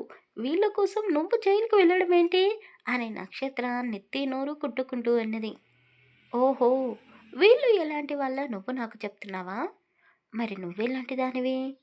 వీళ్ళకు నీకు ఉన్నది రక్త సంబంధం కదా! ఇన్ని రోజులు నేను నీ చుట్టే తిరుగుతున్నాను. మీ మధ్య ఉన్న బంధం ఏమిటో ఒక్కసారి కూడా నాతో చెప్పాలనిపించలేదా? నిన్ను నేను ఇక్కడ పెట్టుకొని ఆరాధించాను అని చూపుడు వేలు అతని గుండెలపై పెట్టుకొని చూపించాడు. నిన్న కాక మొన్న నాకు పరిచయం అయ్యావు నువ్వు. కానీ వాళ్ళు వాళ్ళు లేకపోతే నేనంటూ అసలు ఈ భూమి మీద ఉండేవాడినే కాదు. ఈ శ్రీరామ్ ఊపిరి ఉన్నంత వరకు నేను వాళ్ళకి రుణపడి ఉంటాను అని చెప్పాడు. నక్షత్ర ఏడుస్తూ, మీరసలు మనుషులేనా? మీ వల్ల అమాయకుడు జైలుకి వెళ్తున్నాడు. కనీసం ఇప్పటికైనా మీరు నోరు తెరవండి. అతనికి శిక్ష పడకుండా చేయండి. మీ మీద ఎలాంటి కేసులు లేకుండా నేను చేస్తాను అని నక్షత్ర ఎంతగానో చెప్తుంది. కానీ వాళ్ళు కనికరం లేని మనుషుల్లా, వాళ్ళు ఒక బొమ్మల్లా నిలబడి ఉన్నారు. అవసరం లేదు. వాళ్ళ కోసం నేను ప్రాణాలు ఇవ్వడానికైనా సిద్ధంగా ఉంటాను అంటూ శ్రీరామ్ ముందుగా పోలీసులతో స్టేషన్‌కి వెళ్ళిపోయాడు. అతని మీద ఎలాంటి కేసులు ఉన్నాయో అతనికి తెలీదు కానీ, ఒక 3 నెలలు జైలు శిక్ష అనుభవించిన తర్వాత బయటికి వచ్చాడు. అతన్ని విడిపించింది నక్షత్ర వాళ్ళ బాబాయిలే అని అతను అనుకుంటున్నాడు. కానీ ఎవరు విడిపించారో అతనికి కూడా తెలీదు. జైలు నుండి రాగానే నక్షత్రకి పెళ్లి అని తెలియడంతో అతని మనసుకు చాలా బాధగా అనిపించింది. నిన్ను నేను దూరం చేసుకుంటున్నాను. అసలు నువ్వు లేకుండా నేను ఉండగలనా అని ఆలోచిస్తూనే కోపంగా ఏం చేస్తున్నాడో విచక్షణ కోల్పోయి ఆ రోజు పెళ్లి మండపంలో అందరి ముందు అమ్మవారి మెడలో ఉన్న పసుపు తాడిని నక్షత్ర మెడలో కట్టాడు. శ్రీరామ్ గడిచిన గతాన్ని గుర్తు చేసుకుంటూ నక్షత్ర వైపు చూస్తూ కన్నీళ్లతో చెమ్మగిల్లిన కన్నులను తుడుచుకొని అలాగే మంచంపై పడుకున్నాడు. ఉదయం నిద్ర లేచిన నక్షత్రకి హాయిగా పడుకుని ఉన్న శ్రీరామ్ కనిపించాడు. చిన్న పిల్లవాడిలా నిద్రపోతున్న అతన్ని చూసి చిరునవ్వు నవ్వింది. నువ్వు అమాయకుడివి. నీ మనసు తెల్లటి పుస్తకం లాంటిది. అందులో కొందరు పిచ్చి పిచ్చి రాతలు రాశారు. కానీ వాటిని చెరిపేసి నేను కొత్తగా మన ప్రేమ రాతలను రాస్తాను అని మనసులోనే అనుకుంది. తొందరగా రెడీ అవ్వాలని డోర్ తీసుకుని బయటికి వెళ్ళింది. ఆ డోర్ సౌండ్ రావడంతో శ్రీరామ్‌కి కూడా మెలకువ వచ్చింది. నక్షత్ర స్నానం చేసుకొని మళ్ళీ శ్రీరామ్ బట్టలు వేసుకొని ఇంట్లోకి వచ్చింది. ఆమెని అతని బట్టల్లో చూస్తే అతనికి నవ్వొస్తుంది. లూజుగా, పొడవుగా ఉన్న అతని బట్టలని ఆమె ఒంటిపైన చూసి అతనికి కాస్త సిగ్గుగా కూడా అనిపించింది. కానీ అదంతా ఆమెకి కనబడకుండా పైకి గంభీరంగా కనబడుతూ, ఏంటి నా బట్టలు వేసుకున్నావు అని కాస్త కోపంగా అడిగాడు. అది నా బట్టలు లేవు కదా! మీరేమో నాకేమీ కొనివ్వలేదు. భర్తగా నా బాధ్యతంతా మీరే కదా చూసుకోవాల్సింది. రాత్రి బామ్మ చీరని ఉతికి ఆరేశాను. ఆఫీస్‌కి వెళ్ళే ముందు కట్టుకుంటాను అని చెప్పింది. ఆ ముసలిదాని చీరలు కట్టుకుంటే నువ్వు చూడడానికి అస్సలు బాగోలేవు అని శ్రీరామ్ అంటూ ఉండగానే బామ్మ లోపలికి వచ్చింది. ఏంట్రా రాముడు, ఏమంటున్నావు? నా చీరలు నీ పెళ్ళాం కట్టుకుంటే బాలేదా? అలాంటప్పుడు నువ్వు పట్టు చీరలు ఇప్పించుకురా. ఎవరైనా అడ్డుకుంటున్నారా? నీకు ఇష్టం వచ్చిన చీర నీ పెళ్ళాం ఒంటి మీద కట్టుకొని మురిసిపో. నా చీరలేమీ అనకు. అవి నా మొగుడు నాకు తెచ్చినవి. వీడికి బాగా ఎక్కువైపోయింది. మేడం, వంట రాదు కదా నీకు. అందుకే ఈరోజు ఇంట్లో ఆవిరి ఉడుములు చేశాను. ఇవి తిని నీ పని మీద నువ్వు వెళ్ళిపో అని చెప్పిందావిడ. నక్షత్ర బామ్మ ఇచ్చింది చేతిలోకి తీసుకొని, ఏంటి బామ్మ, నన్ను మేడం అని పిలుస్తున్నావు? నేను నీకు మనవరాలి లాంటిదాన్ని కదా, పేరు పెట్టి పిలవచ్చు కదా అని అన్నది. అయ్యో మేడం, మీరు ఆస్తిలోనూ, కులంలోనూ, హోదాలోనూ అన్నిటిలోనూ మీరు మాకంటే పెద్దవాళ్ళే. మేడల్లో తిరగవలసిన నువ్వు మా వాడల్లో ఉంటున్నావు. అదే చాలా గొప్ప విషయం. ఇక పేరు పెట్టి పిలవమంటావా అని నోరెళ్ళబెట్టి అడిగింది. నక్షత్ర నవ్వుతూ, నాకు డబ్బు, చదువు, హోదా ఉంది. కానీ మీకు మంచి మనసు ఉంది. ఆకలితో ఉన్న వాళ్ళకి ఒక ముద్ద అన్నం పెట్టి గుణం ఉంది. పైగా వయసులో నాకంటే చాలా పెద్దవాళ్ళు. ఇక కులానికి వస్తే మనసు కన్నా కులమేమీ గొప్పది కాదు. ఇప్పటి నుండి మీరు ఏది ఇచ్చినా నేను తీసుకోవాలి అంటే నన్ను పేరు పెట్టి పిలవాల్సిందే అని నక్షత్ర చెప్పడంతో ఆమె మిటికలు విరుస్తూ అలాగే అమ్మా అని నవ్వుతూ చెప్పింది. నీకు కూడా తెచ్చాను. నువ్వు కూడా ఇదే తినాలి అని చెప్పి ఆవిడ అక్కడి నుండి వెళ్ళిపోయింది. నక్షత్ర బామ్మ తెచ్చిన ఆవిరి కుడుములను తింటూ బాగుంది. కానీ కాస్త కారంగా ఉంది. కడుపులోనేమో ఆకలిగా ఉంది అని అతి కష్టంగానే 4 ముద్దలు పెట్టుకుంది.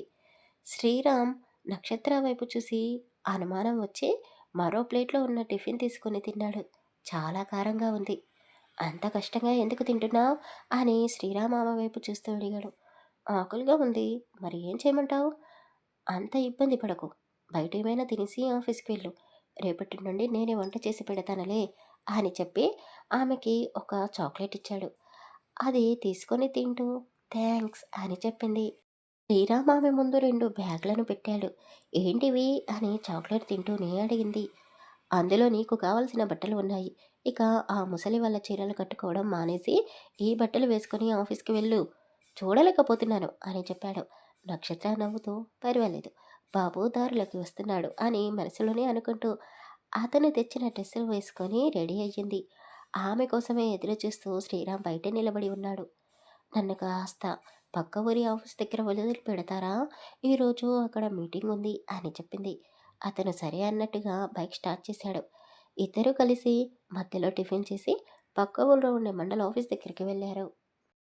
శ్రీరామ్ ఇంటికి వచ్చి కొత్త స్టవ్, గ్యాస్ కలెక్షన్ తీసుకొని రుచికరంగా భోజనం రెడీ చేసి మధ్యాహ్నానికి టిఫిన్ తీసుకొని నక్షత్ర దగ్గరికి వెళ్ళాడు. ఆమెతో కలిసి ఒక చెట్టు కింద కూర్చొని భోజనం చేశాడు. శ్రీరామ్, నీకు వంట చేయడం వచ్చా? ఇంతకుముందు ఎప్పుడు ఇలాంటి భోజనం తినిపించలేదు. చాలా కమ్మగా ఉంది అంటూ వేళ్ళను చప్పరిస్తూ అన్నది. ఆమె అలా అంటూ ఉంటే అతనికి చాలా తృప్తిగా ఉంది.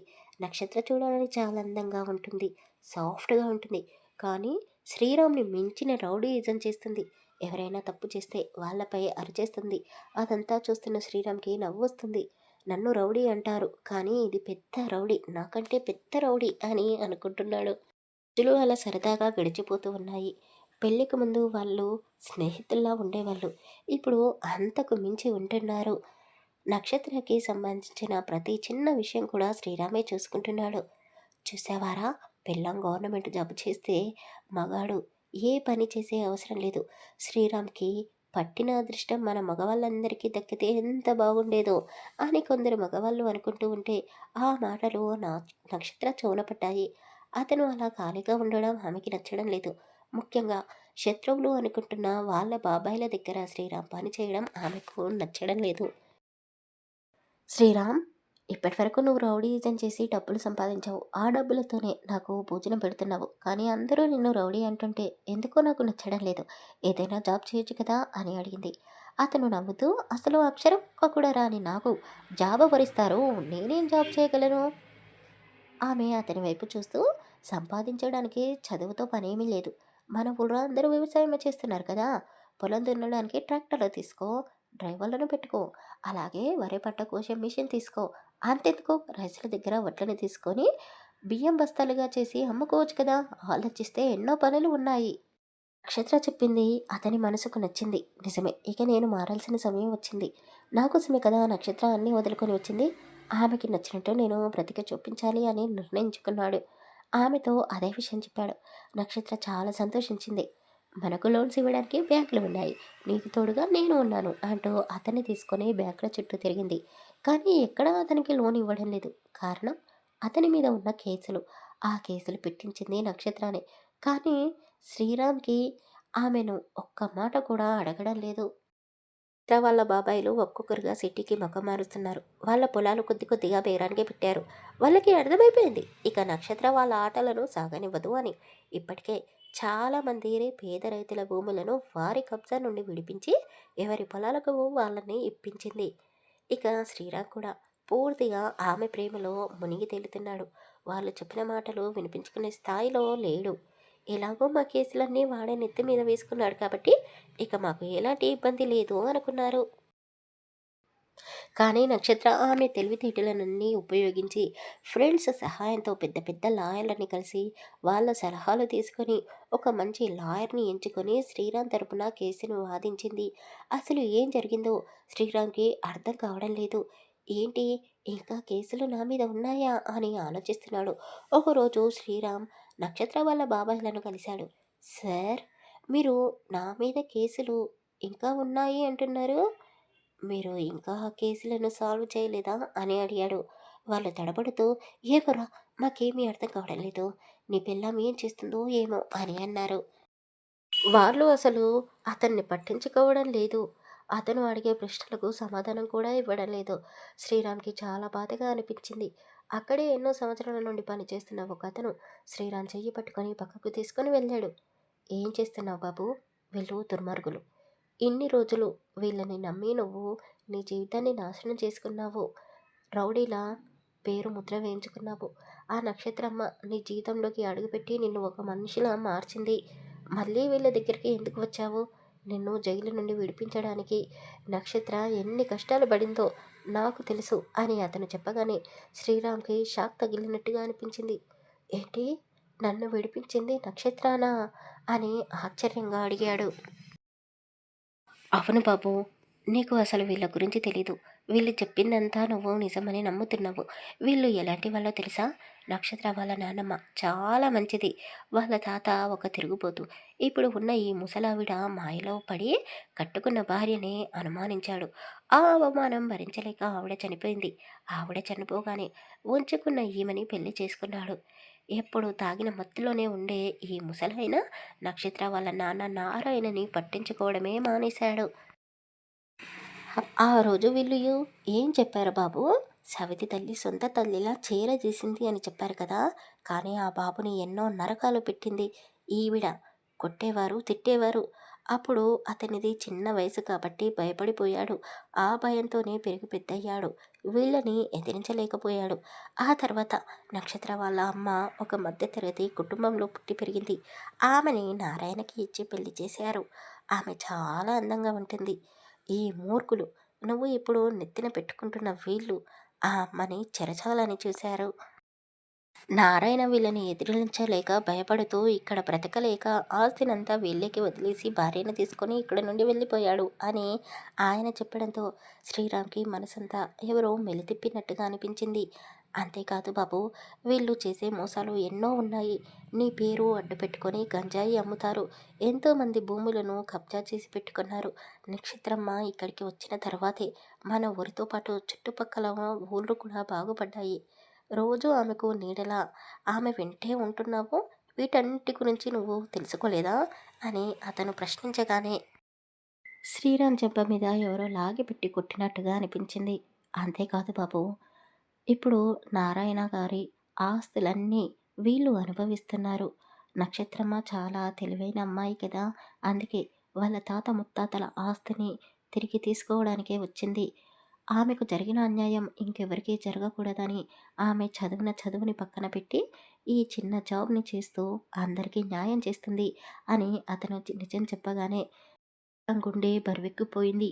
చెప్పుడు మాటలు విని నక్షత్రాన్ని అనుమానించాను. తాలి బంధంలో ఆమెను బంధించాను. కానీ ఒక్కసారి కూడా నక్షత్ర నన్ను అసహించుకోలేదు. చాలా పెద్ద తప్పు చేశాను. ఆకాశంలో ఉండే ఆ తార ఎక్కడ, నేల మీద ఉండే ధూళిలో ఉండే నేను ఎక్కడ, ఆమె ఒంటిపైన నేను చెయ్యి వేయడం ఏంటి అని బాధపడుతూ ఇంటికి వచ్చాడు. నక్షత్ర చేరువుగా అతనితో మాట్లాడుతూ రేపు కోర్టుకు వెళ్ళాలి. అక్కడ లాయర్ గారు అడిగిన ప్రశ్నలన్నిటికీ నువ్వు తడబడకుండా సమాధానం చెప్పాలి అని చెప్పింది. అతనికి దుఃఖం ఆగడం లేదు. ఆమె కాళ్ళ మీద పడి నన్ను క్షమించు అంటూ ఏడుస్తూ ఉన్నాడు. నాకు నిజం తెలిసిపోయింది. మీ బాబాయ్ వాళ్ళు మీ పట్ల చేసిన అన్యాయం ఏమిటో తెలిసింది అని ఏడుస్తూ చెప్పాడు. ఆమె అతన్ని దగ్గరికి తీసుకొని అతని కన్నీళ్లను తుడిచి, బాధపడకు, నీ అమాయకత్వాన్ని వాళ్ళు అడ్డుపెట్టుకొని ఎన్నో అక్రమాలు చేశారు. అదంతా నీకు చెప్పాలనుకున్నాను. కానీ నువ్వు నేను చెప్తే నమ్ముతావో నమ్మవో అని సందేహం, అందుకే చెప్పలేదు. పర్వాలేదు, ఇప్పటికైనా నిజం తెలుసుకున్నావు కదా, ఇక మనమిద్దరం కలిసి వాళ్ళ తాట తీసేద్దాం అని నవ్వుతూ చెప్పింది. అతను ఆమె కళ్ళలోకి చూస్తూ, నక్షత్ర, నీకు నా మీద కోపం లేదా అని అడిగాడు. కోపమా? ఎందుకు? ఎందుకంటావేంటి? నేను ఆ రోజు రాత్రి నీతో అలా ప్రవర్తించి ఉండకూడదు కదూ అని అడిగాడు. అవును, అలా జరిగి ఉండకూడదు. కానీ ఆ విషయం గురించి మనం మర్చిపోతే ముందుకు అడిగి వేయగలం. లేదంటే ఇలా బాధపడుతూ కూర్చోవాలి అని చెప్పింది. నక్షత్ర, నీకు వాళ్ళ గురించి ఎలాంటి ఇన్ఫర్మేషన్ కావాలన్నా నేను ఇస్తాను. వాళ్ళని జైల్లో పెట్టించాలి అనుకుంటే పెట్టించు. అన్ని సాక్ష్యాలు తెచ్చి నేను నీ ముందు పెడతాను అని అతను చెప్పగానే నక్షత్ర నవ్వుతూ, ఆల్రెడీ వాళ్ళ పతనం స్టార్ట్ అయింది అని చెప్పింది. అవునవును, నువ్వు చాలా తెలివైన దానివి కదా, అన్నీ చకచక చేస్తావు. నీకు ఇక్కడ ఉండడానికి చాలా కష్టంగా ఉన్నట్టుంది. తిరిగి నువ్వు మీ ఇంటికి వెళ్ళిపోవాలి అనుకుంటే వెళ్ళిపోవచ్చు అని తలదించుకొని అన్నాడు. ఈ తాళి కట్టింది తమరే కదా, ఇది నా మెడలోకి వచ్చినప్పటి నుండి నా వాళ్ళకమే మారిపోయింది అని అందరూ అంటున్నారు.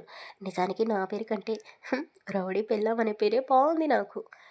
నీకు నాతో ఉండడం ఇష్టం లేకపోతే నువ్వు ఇక్కడి నుండి వెళ్ళిపో. నేను మాత్రం ఇక్కడే ఉంటాను అని ఆమె చెప్పగానే శ్రీరామ్ ఒక్కసారిగా ఆమెని కౌగిలించుకొని గుక్కపెట్టి ఏడుస్తున్నాడు. ఎంత ఏడుస్తున్నాడో చిన్న పిల్లవాడే అయిపోయాడు.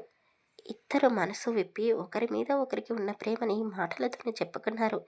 నక్షత్ర కోర్టు, కేసు అంటూ తిరుగుతూ ఉంది. వాళ్ళ బాబాయ్ వాళ్లకు శిక్ష పడేలా చేయాలనుకుంటుంది. కానీ వాయిదాల మీద వాయిదాలు పడుతూనే ఉన్నాయి. శ్రీరామ్ విసిగిపోయాడు. అతనికి ఓపిక నశించింది. నక్షత్ర, నాకు ఒక్క వారం రోజుల టైం ఇస్తావా? నీ ప్రాబ్లమ్స్ అన్నీ నేను సాల్వ్ చేస్తాను అని చెప్పాడు.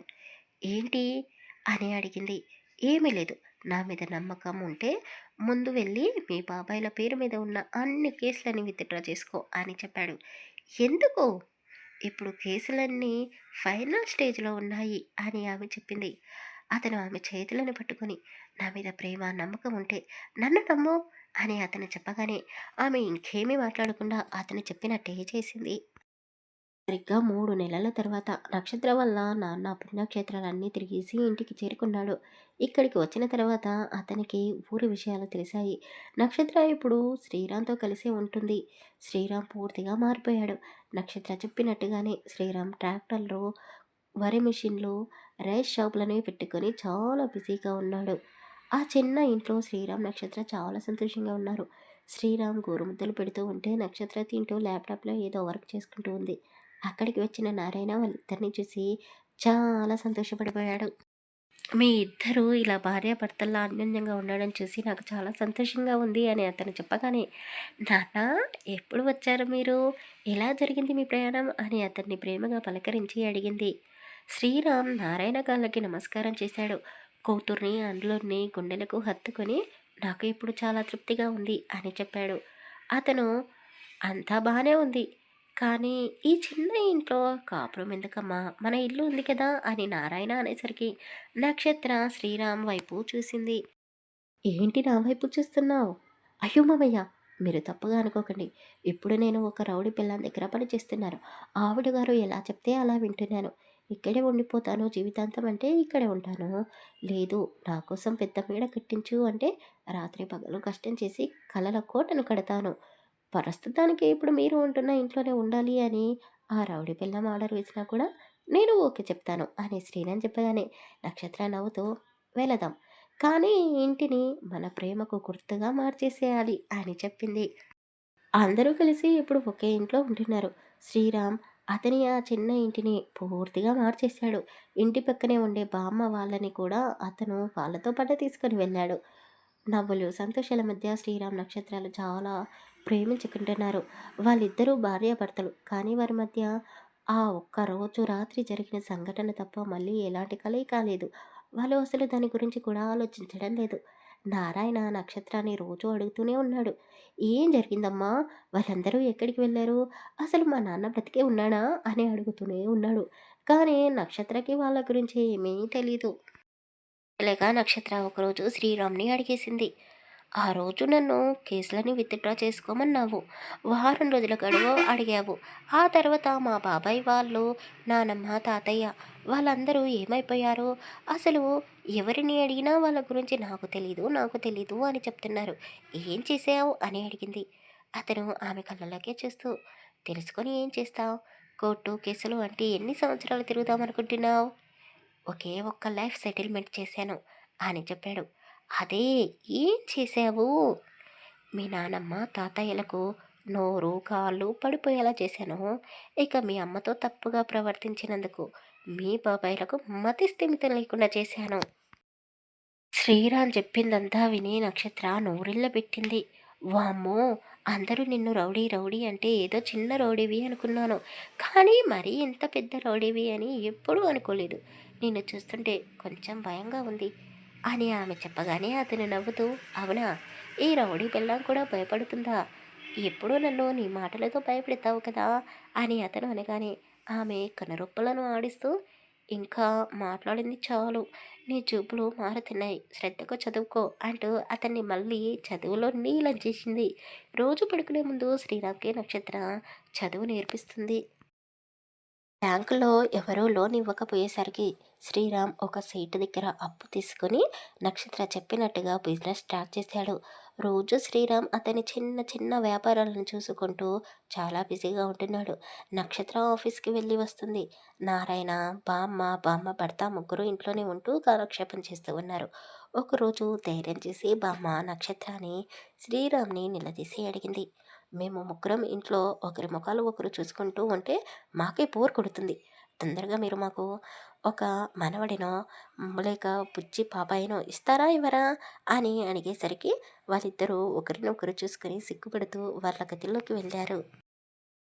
ఇద్దరి మధ్య మౌనం. భోజనం చేస్తున్నప్పుడు నవ్వుతూ సరదాగా ఉండేవాళ్ళు సడన్గా మూగ భాష మాట్లాడుతున్నారు. పడుకునే ముందు శ్రీరామ్ చదువుకుంటున్నాడు.